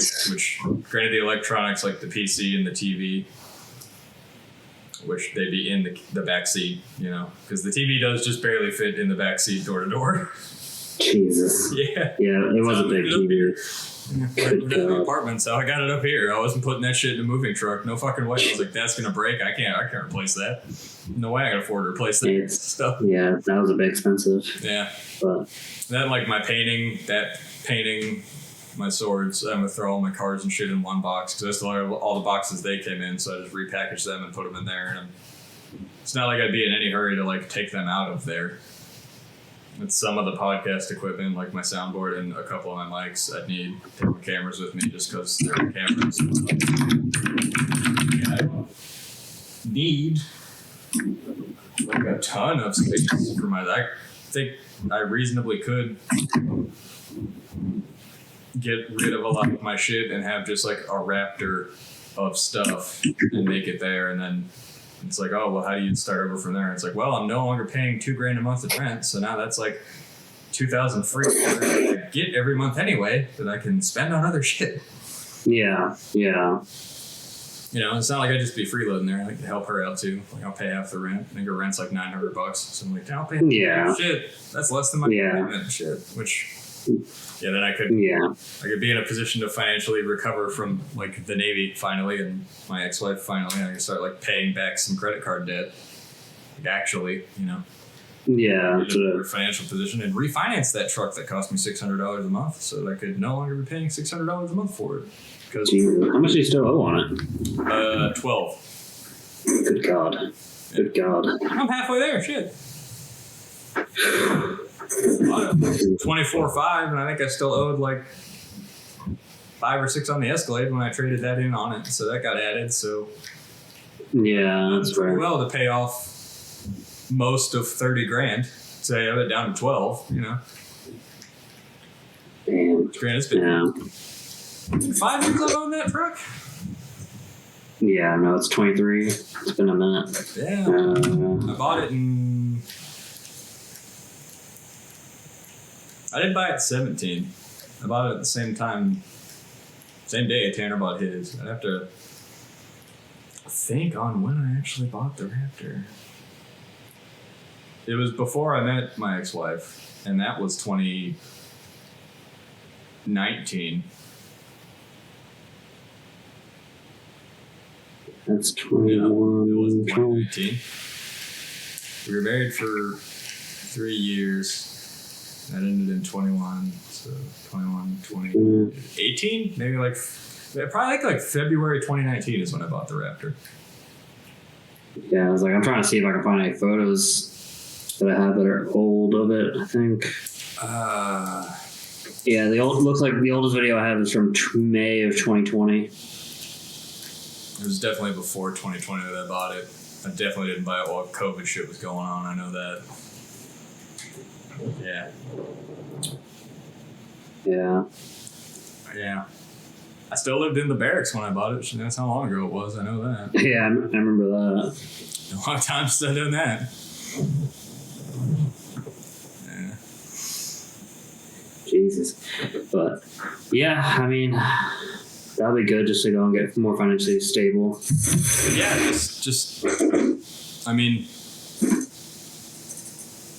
thinking about it, like getting rid of most of my shit and moving in with someone else, like, seems like, I don't know, in terms of like a life progressing, seems like a step backward, but it's like a soft reset just to do things better this time, you know? Just like, maybe don't have to live in a place that's so expensive that, like, at this point, like, I kind of can't even move. because like I can't afford to like pay a security deposit somewhere else and then like move all my shit and still be right here. So that'd be that'd just be, I think, a good thing to do. Just to, and then I'd still be making like another $2,000 every month just by going to school. Because I think school pays housing depending on your area. So I don't know what it'd be there, but it'd be considerable. Yeah, I don't know. The GI Bill. GI Bill has to pay you enough money to live and go to school while you go to school. And there's shit like the Pell Grant and state grants and everything because I'm a veteran. Scholarships I sign up for and shit. So yeah, it'd be a good thing to do financially, and it's not like that's the only thing. I mean, I do actually really like her. We talked enough, and I like her a lot. So I mean, it is something I'm thinking about, but until I get like from her like a definitive like, hey, so let's do this. When do you think you could be here? Like I'm not like boxing my shit up, but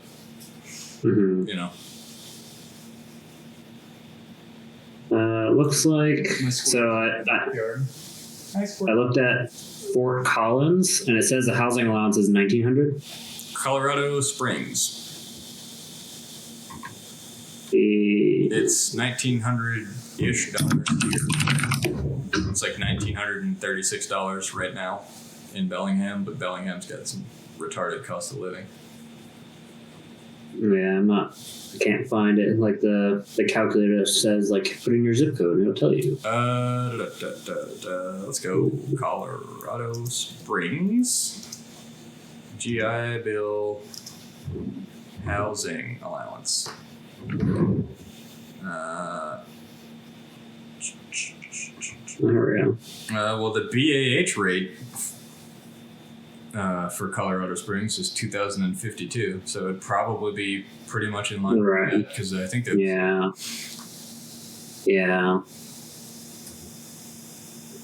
average is $1,934 a month, which is what I get, but can't exceed $2,700 a month depending on where you go. So I think it's exactly the same as your BAH rate. It is basically. Okay. I mean, it's your Yeah, that ain't too bad then. Yeah, that'd be $100 more. Shit, that's $100 to go to food, water, internet, gas, whatever. Something. Yeah. That's all. A lot less things to worry about. Actually, text her right now.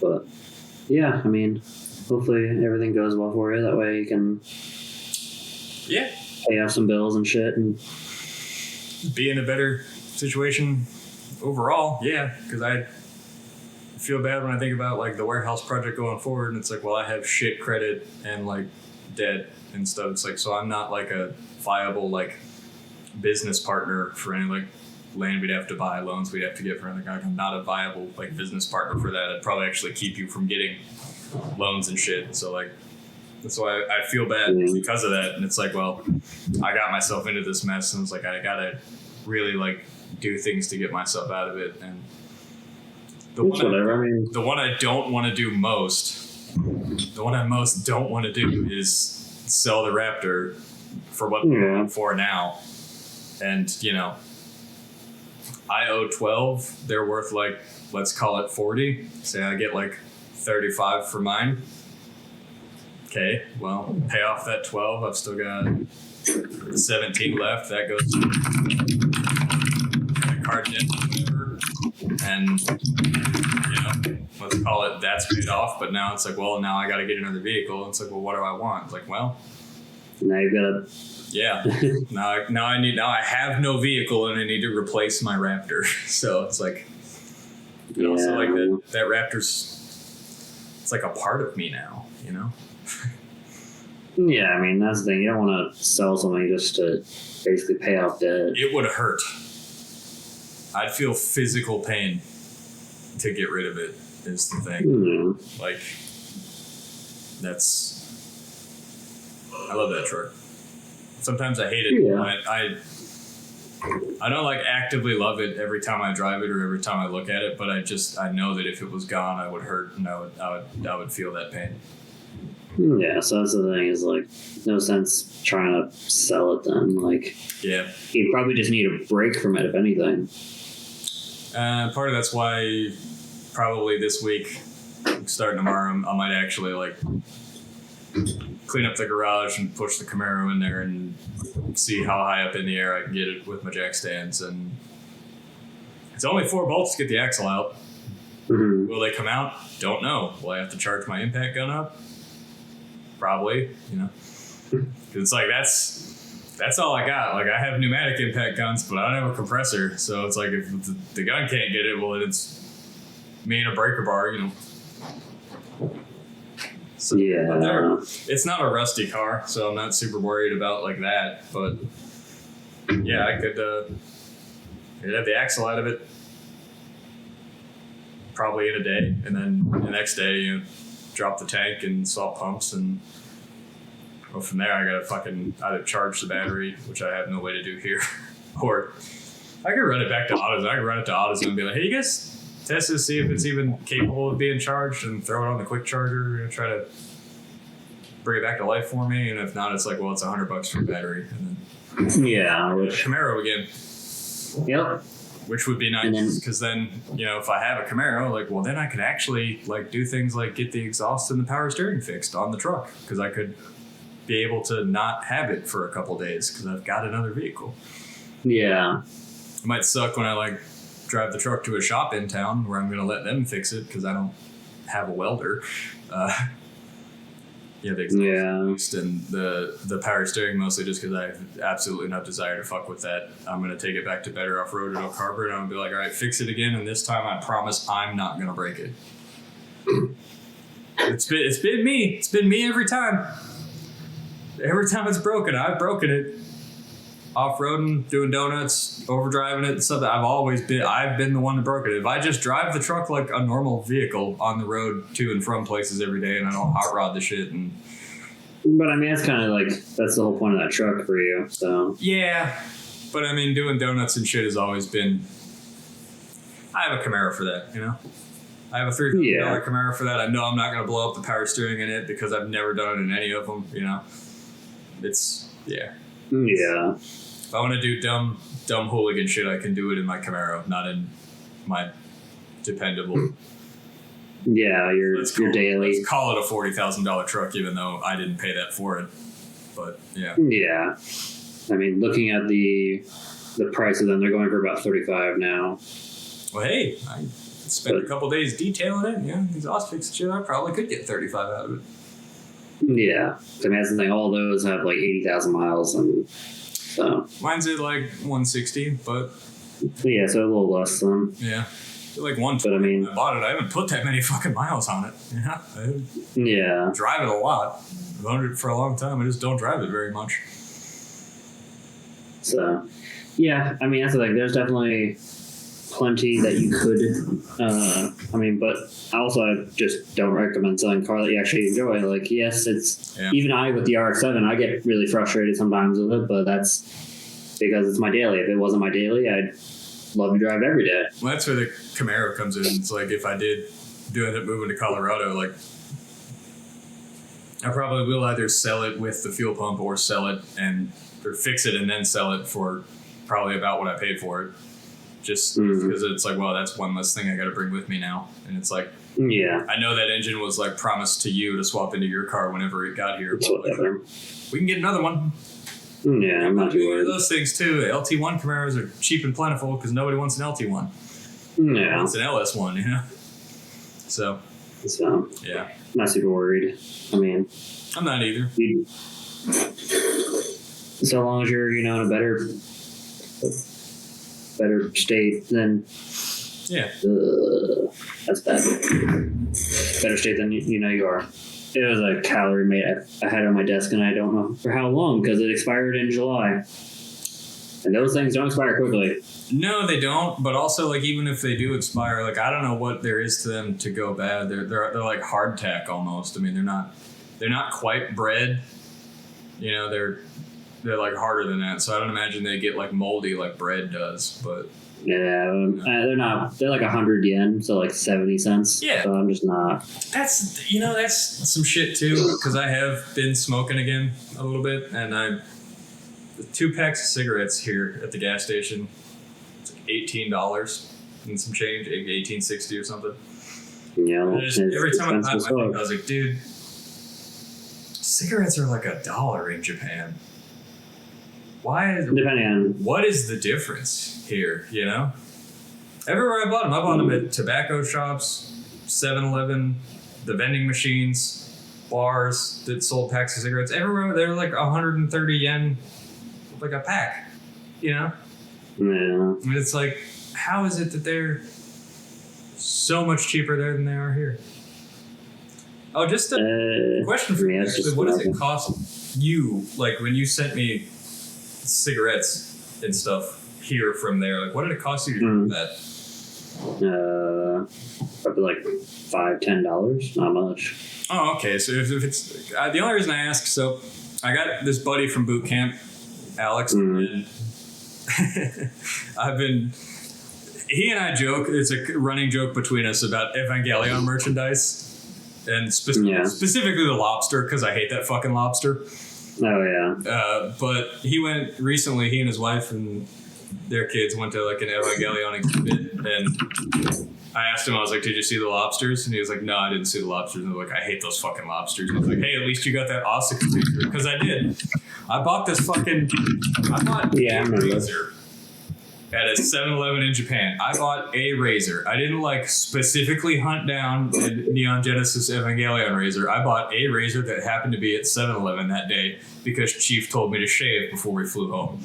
And it turns out it's a Neon Genesis Evangelion Asuka Unit 2 Shik Hydro 3, which we're going to Google one of those real quick and see what those cost.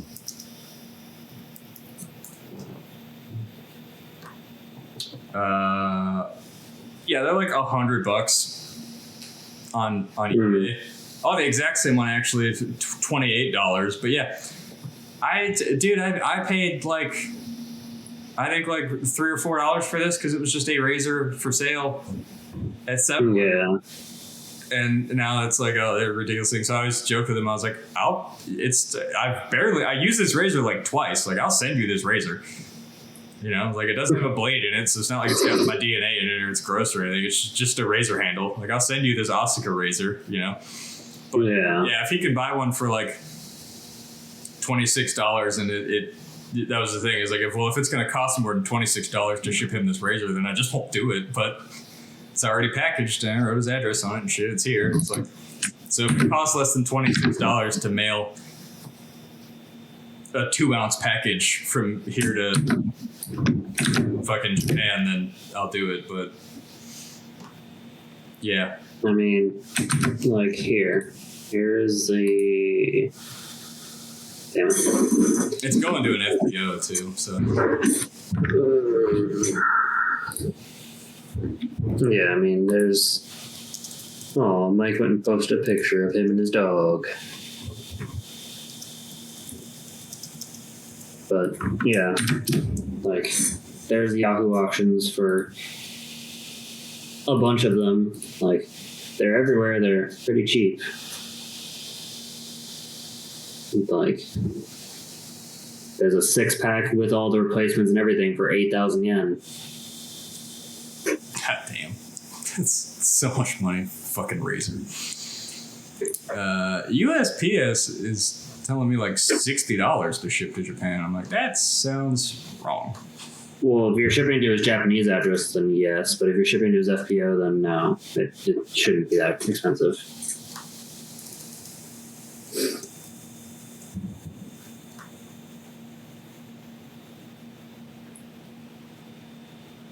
You only have to provide standard domestic postage on mail going to an APO or FPO. if you pay 47 cents for a stamp to mail something within the continental United States, it only costs 47 cents to mail it overseas. Oh. Okay. Because they are U.S. soil, so it counts as shipping it not domestically. Oh, yeah, no, it's going to an FPO. Yeah. Okay, nice. Yeah. So I might, since I've got like $20 in my account, I might go to the post office on Monday and mail him a razor because it's only this big and it weighs like not even. This is less than half a pound. Like it's a razor in a cell phone box. Yeah. It couldn't be lighter. Yeah, shipping everywhere else besides America is usually pretty good. Because even when I had to ship my whole twin turbo system set back to mainland, I think it was a northern too, because the cables are manifold. It was 20 pounds because they weighed it. It cost me 2,500 yen, so like $20. That's considerably not bad considering how far away from the U.S. you are. Well, no, I had to ship it to mainland Japan. Oh. Okay. But even then, that's still Okinawa is a distant island. So everything. You're not even in like Japan, you're in like the Hawaii of Japan. Yeah. So everything's a lot more expensive to ship here. Like whenever I order anything from Yahoo Auctions, I have to pay a premium just to get it sent down to me. But yeah, whatever. But it's gotta be one flight to Okinawa. That once a week, one flight. Yeah, either that or they'll do like a boat sometimes, depending on like what they're doing. But yeah, so. It's definitely a lot cheaper to ship things from another country to another country, as long as it's not America. As long as America is basically not involved, it's pretty cheap. But if we do America, like FPO, basically keeps it relatively nice, just because they consider it still continental U.S. Oh, that's great, dude. I think I still have like boot camp stamps in a box somewhere. And you tell me I could just like slap 3 stamps on this fucker and drop it in a mailbox and not worry about it? That's awesome. I had no idea. Yeah. How does mail work? Yeah. I mean, it's amazing the things you don't fucking learn at all in school, like how the fuck mail works. You know, the postal system's only existed for like a couple hundred years, and you know, that's how most of like, I don't know. I was gonna say mail gets to you, but like, duh. But like, yeah, it's a pretty important thing. I think you should like at least teach kids in middle or high school about how the fuck the postal system works. But like, yeah, should, but they won't because that's how they do things. But yeah, I mean, for that, I'd recommend just going into like a UPS and then just letting them. Because there's nothing like that around here unless I drive to Bellingham. But I'm gonna go to the post office in town and be like, "Hey, this is to go to an FPO in Japan. I forget what city, but yeah, because like when it's an FPO, so yeah, because technically the city is FPO. Yeah, because FPO is like the city, then it's either AP or FP. Yeah, it's an AP. So, and then you just gotta get the zip code and then the actual 96310. Yeah, and then just the address part. But yeah, you will have to do the but then you just have to do the customs form. Is really all you have to do. Oh yeah, it's super nice and easy. Awesome. So that's the reason you can't just slap stamps on and throw it in a box, because it has to have a customs form. Oh wow! Someone reposted the thing again. Nice. What thing? The 1-to-1 scale alien head. Because the ones I was looking at. Again. Yeah, you're looking at those. Because there's one that's been. Were you playing Power Wash Simulator when you were looking at those? No, Miller hopped in and we were just bullshitting one morning. I was doing Farming Simulator B-roll while we were talking about that. Yeah. I was recording B-roll for podcast background shit right before this. I was just fishing in Red Dead Redemption 2. Oh, nice. Just standing on a riverbank fishing for like 45 minutes. Jesus. It's like, what are you doing? Like, I'm just fishing, man. I'm just fishing. Just They relaxing. caught the same fish 4 times. It's just fucking, it's just chill Good God. to visualize as we talk, you know? Good God. Yeah, I had to edit some stuff today. We're not always the most entertaining people to look at, so I mean, No, not always, but it's fine. But yeah, because there's been one for sale that's been about $5,000, but there was one for sale for a lot cheaper. I just got to translate it real quick for about $1.50. that's a lot of money for what is essentially just like a plastic alien head, though. And I know you like shit like that, and that's cool, but like, Oh yeah, I just mean it's down the line, like you do plan on moving back to the States, and then like, oh yeah, but it's one of those things that you can never get in the States for a good sum. yeah, and then like once you get back, you are also planning on moving across the country. And it's like that would be like just one more thing to work proof in shipping. No, I mean that's just gonna go with my household goods. It'd be shipped to the East Coast, so it's not even gonna be me. And they come in a box and all that kind of stuff. That way they can. Depending on where I'm at the time, you might be shipping them to Colorado. Well, I mean it has to go to a port, Demi. Oh, yeah, that's true. So that's why I'm just gonna ship it right to the East Coast. That way it can just go. Yeah, I mean, hey, if Chuck's overseas in Italy, you know, fucking rent his house from him and crash there until I get there. In Italy? No, because he bought his house in Virginia. I don't think Oh, okay. if he goes to Italy, because I think Colin still lives there with him. So Yeah. probably just rent it to you, and it's like, I'll show up and fucking we'll go from there. Shit.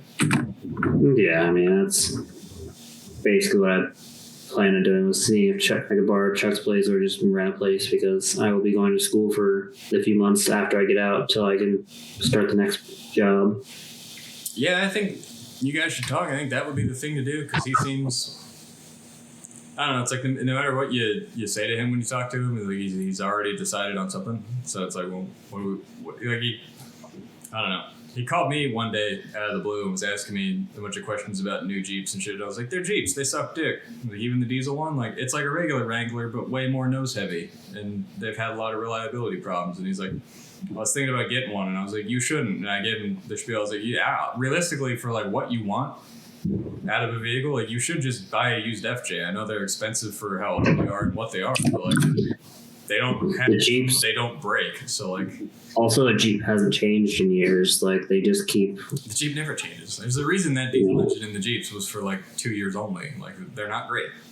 They went up and good luck finding parts or someone to work on it. So It's absolutely I gross. talked to him at length about that, and I sent him a bunch of them, and he was like, "Some of these are really expensive." And I was like, "Some of them are really nice." It's like, yeah, but Yeah, FJs are definitely a lot more reliable than a Jeep, but yeah, pretty sure he's probably gonna end up buying a Jeep anyway, trading his Raptor in on it, and then trying to take it with him to Italy. And I'm like, okay, good luck finding diesel for your Jeep in Italy.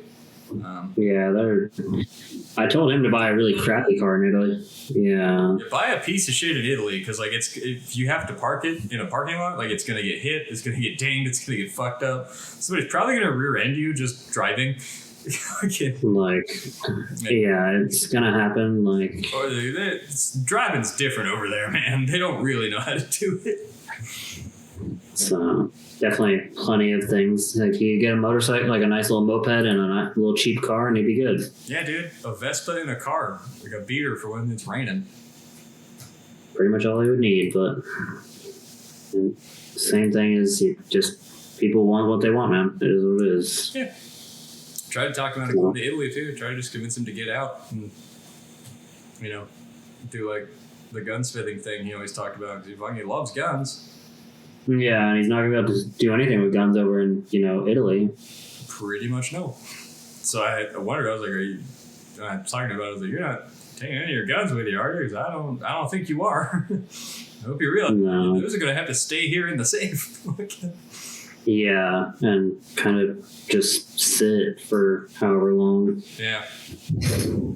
I mean, Whereas if like like you and like Collins are still living there, or like I don't know. Yeah. You're living there, and then I make my way over to the East Coast. Then it's like, well, I can take them apart, clean them in oil, and then put them all back together, and that way they don't get rusty and shit. Because when guns start rusting, that becomes a problem. Yeah. That's where you've got to remachine things and such and rebuild them. Yeah, it's one of those nuisances. But I don't know. We'll see. Hopefully it's happy wherever he goes. I don't know. Yeah, man. People are odd. I'm okay here because I like cars, but it's still, even here it's frustrating because I can only have one car. Yeah. And there's not a lot of shops that'll work with me. Yeah, it's. I can understand how it's difficult there. So just because the thing is, if he takes something as big as a Jeep to Italy, it's gonna, by the time he comes back with it, it's gonna need pretty much repainted. It's gonna be dangerous, scratched and hit and fucking I don't know, somebody might knock the mirror off and by the time he comes back on, and it's well, fucking dealer or a Chrysler dealer in Italy, And he's right next to the coast, so it's gonna get rusty. It's gonna rust.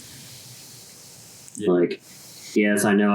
It's calling the kettle black, but I know I already have rust. I can see the rust on my car already. Yeah, you have rust, and you're aware of the rust. Here's the thing about the rust is that it isn't structural or incredibly damaging, and you know that once you get here with that car, that McNeil's gonna fix all that rust. No problem.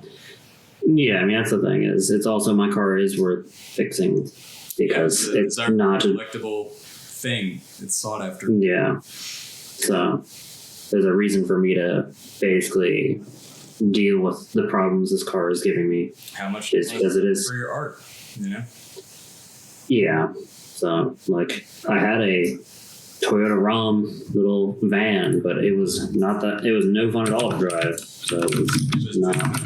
To you, which. Yeah. Granted, things like that are great at being appliances. They, when they build those vehicles that are just appliances over there, they don't break and shit a lot. They don't have a ton of problems. They're built to just be basic transportation for however many people and not break, and they do that and don't break. It's great. Which that's all I need from that car back then was to just not break. I spent $1,000 to buy it from someone, and it works. Yeah. Now I'm spending $1,000 on a motorcycle to have another fun vehicle. That way I can reliably. And because it's a Honda, it will not break.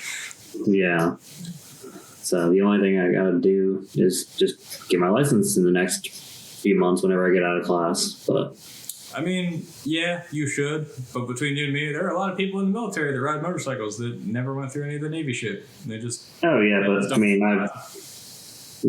not gonna do that. Right. Always play it safe. You and I have both been to mast. I got the pirate flag because I've been to mast. It ain't worth it. So. Yeah. I'm also trying to get one of my side bosses, I guess, to write me a letter of recommendation to basically get a career. So I need to stay clean. Stay on the good side. Gotta play the game.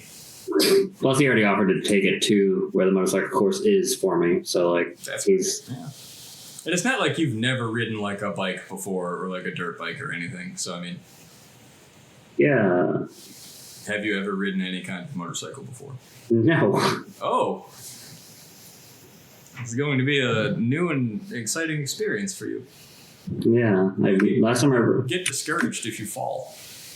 That's why I'm buying this one, because I know I will. Yeah. But there's a lot of things to tell new motorcycle riders that it's fine. More people had told me and stuff. I wish I'd just gotten my bike running good before I'd got it running good and painted it and put a nice seat on it and then proceeded to drop the fuck out of it and fuck up my paint job. I wish I'd waited to paint it. It's yeah. No, that's you saw the pictures of the bike. It looks pretty clean. It looks steer clear of gravel and sand. If you don't need those fucking I don't forgot the word. No, those like plastic pods and shit he's got on the back. Like if you don't need those, just take those the fuck off because like all they do, No.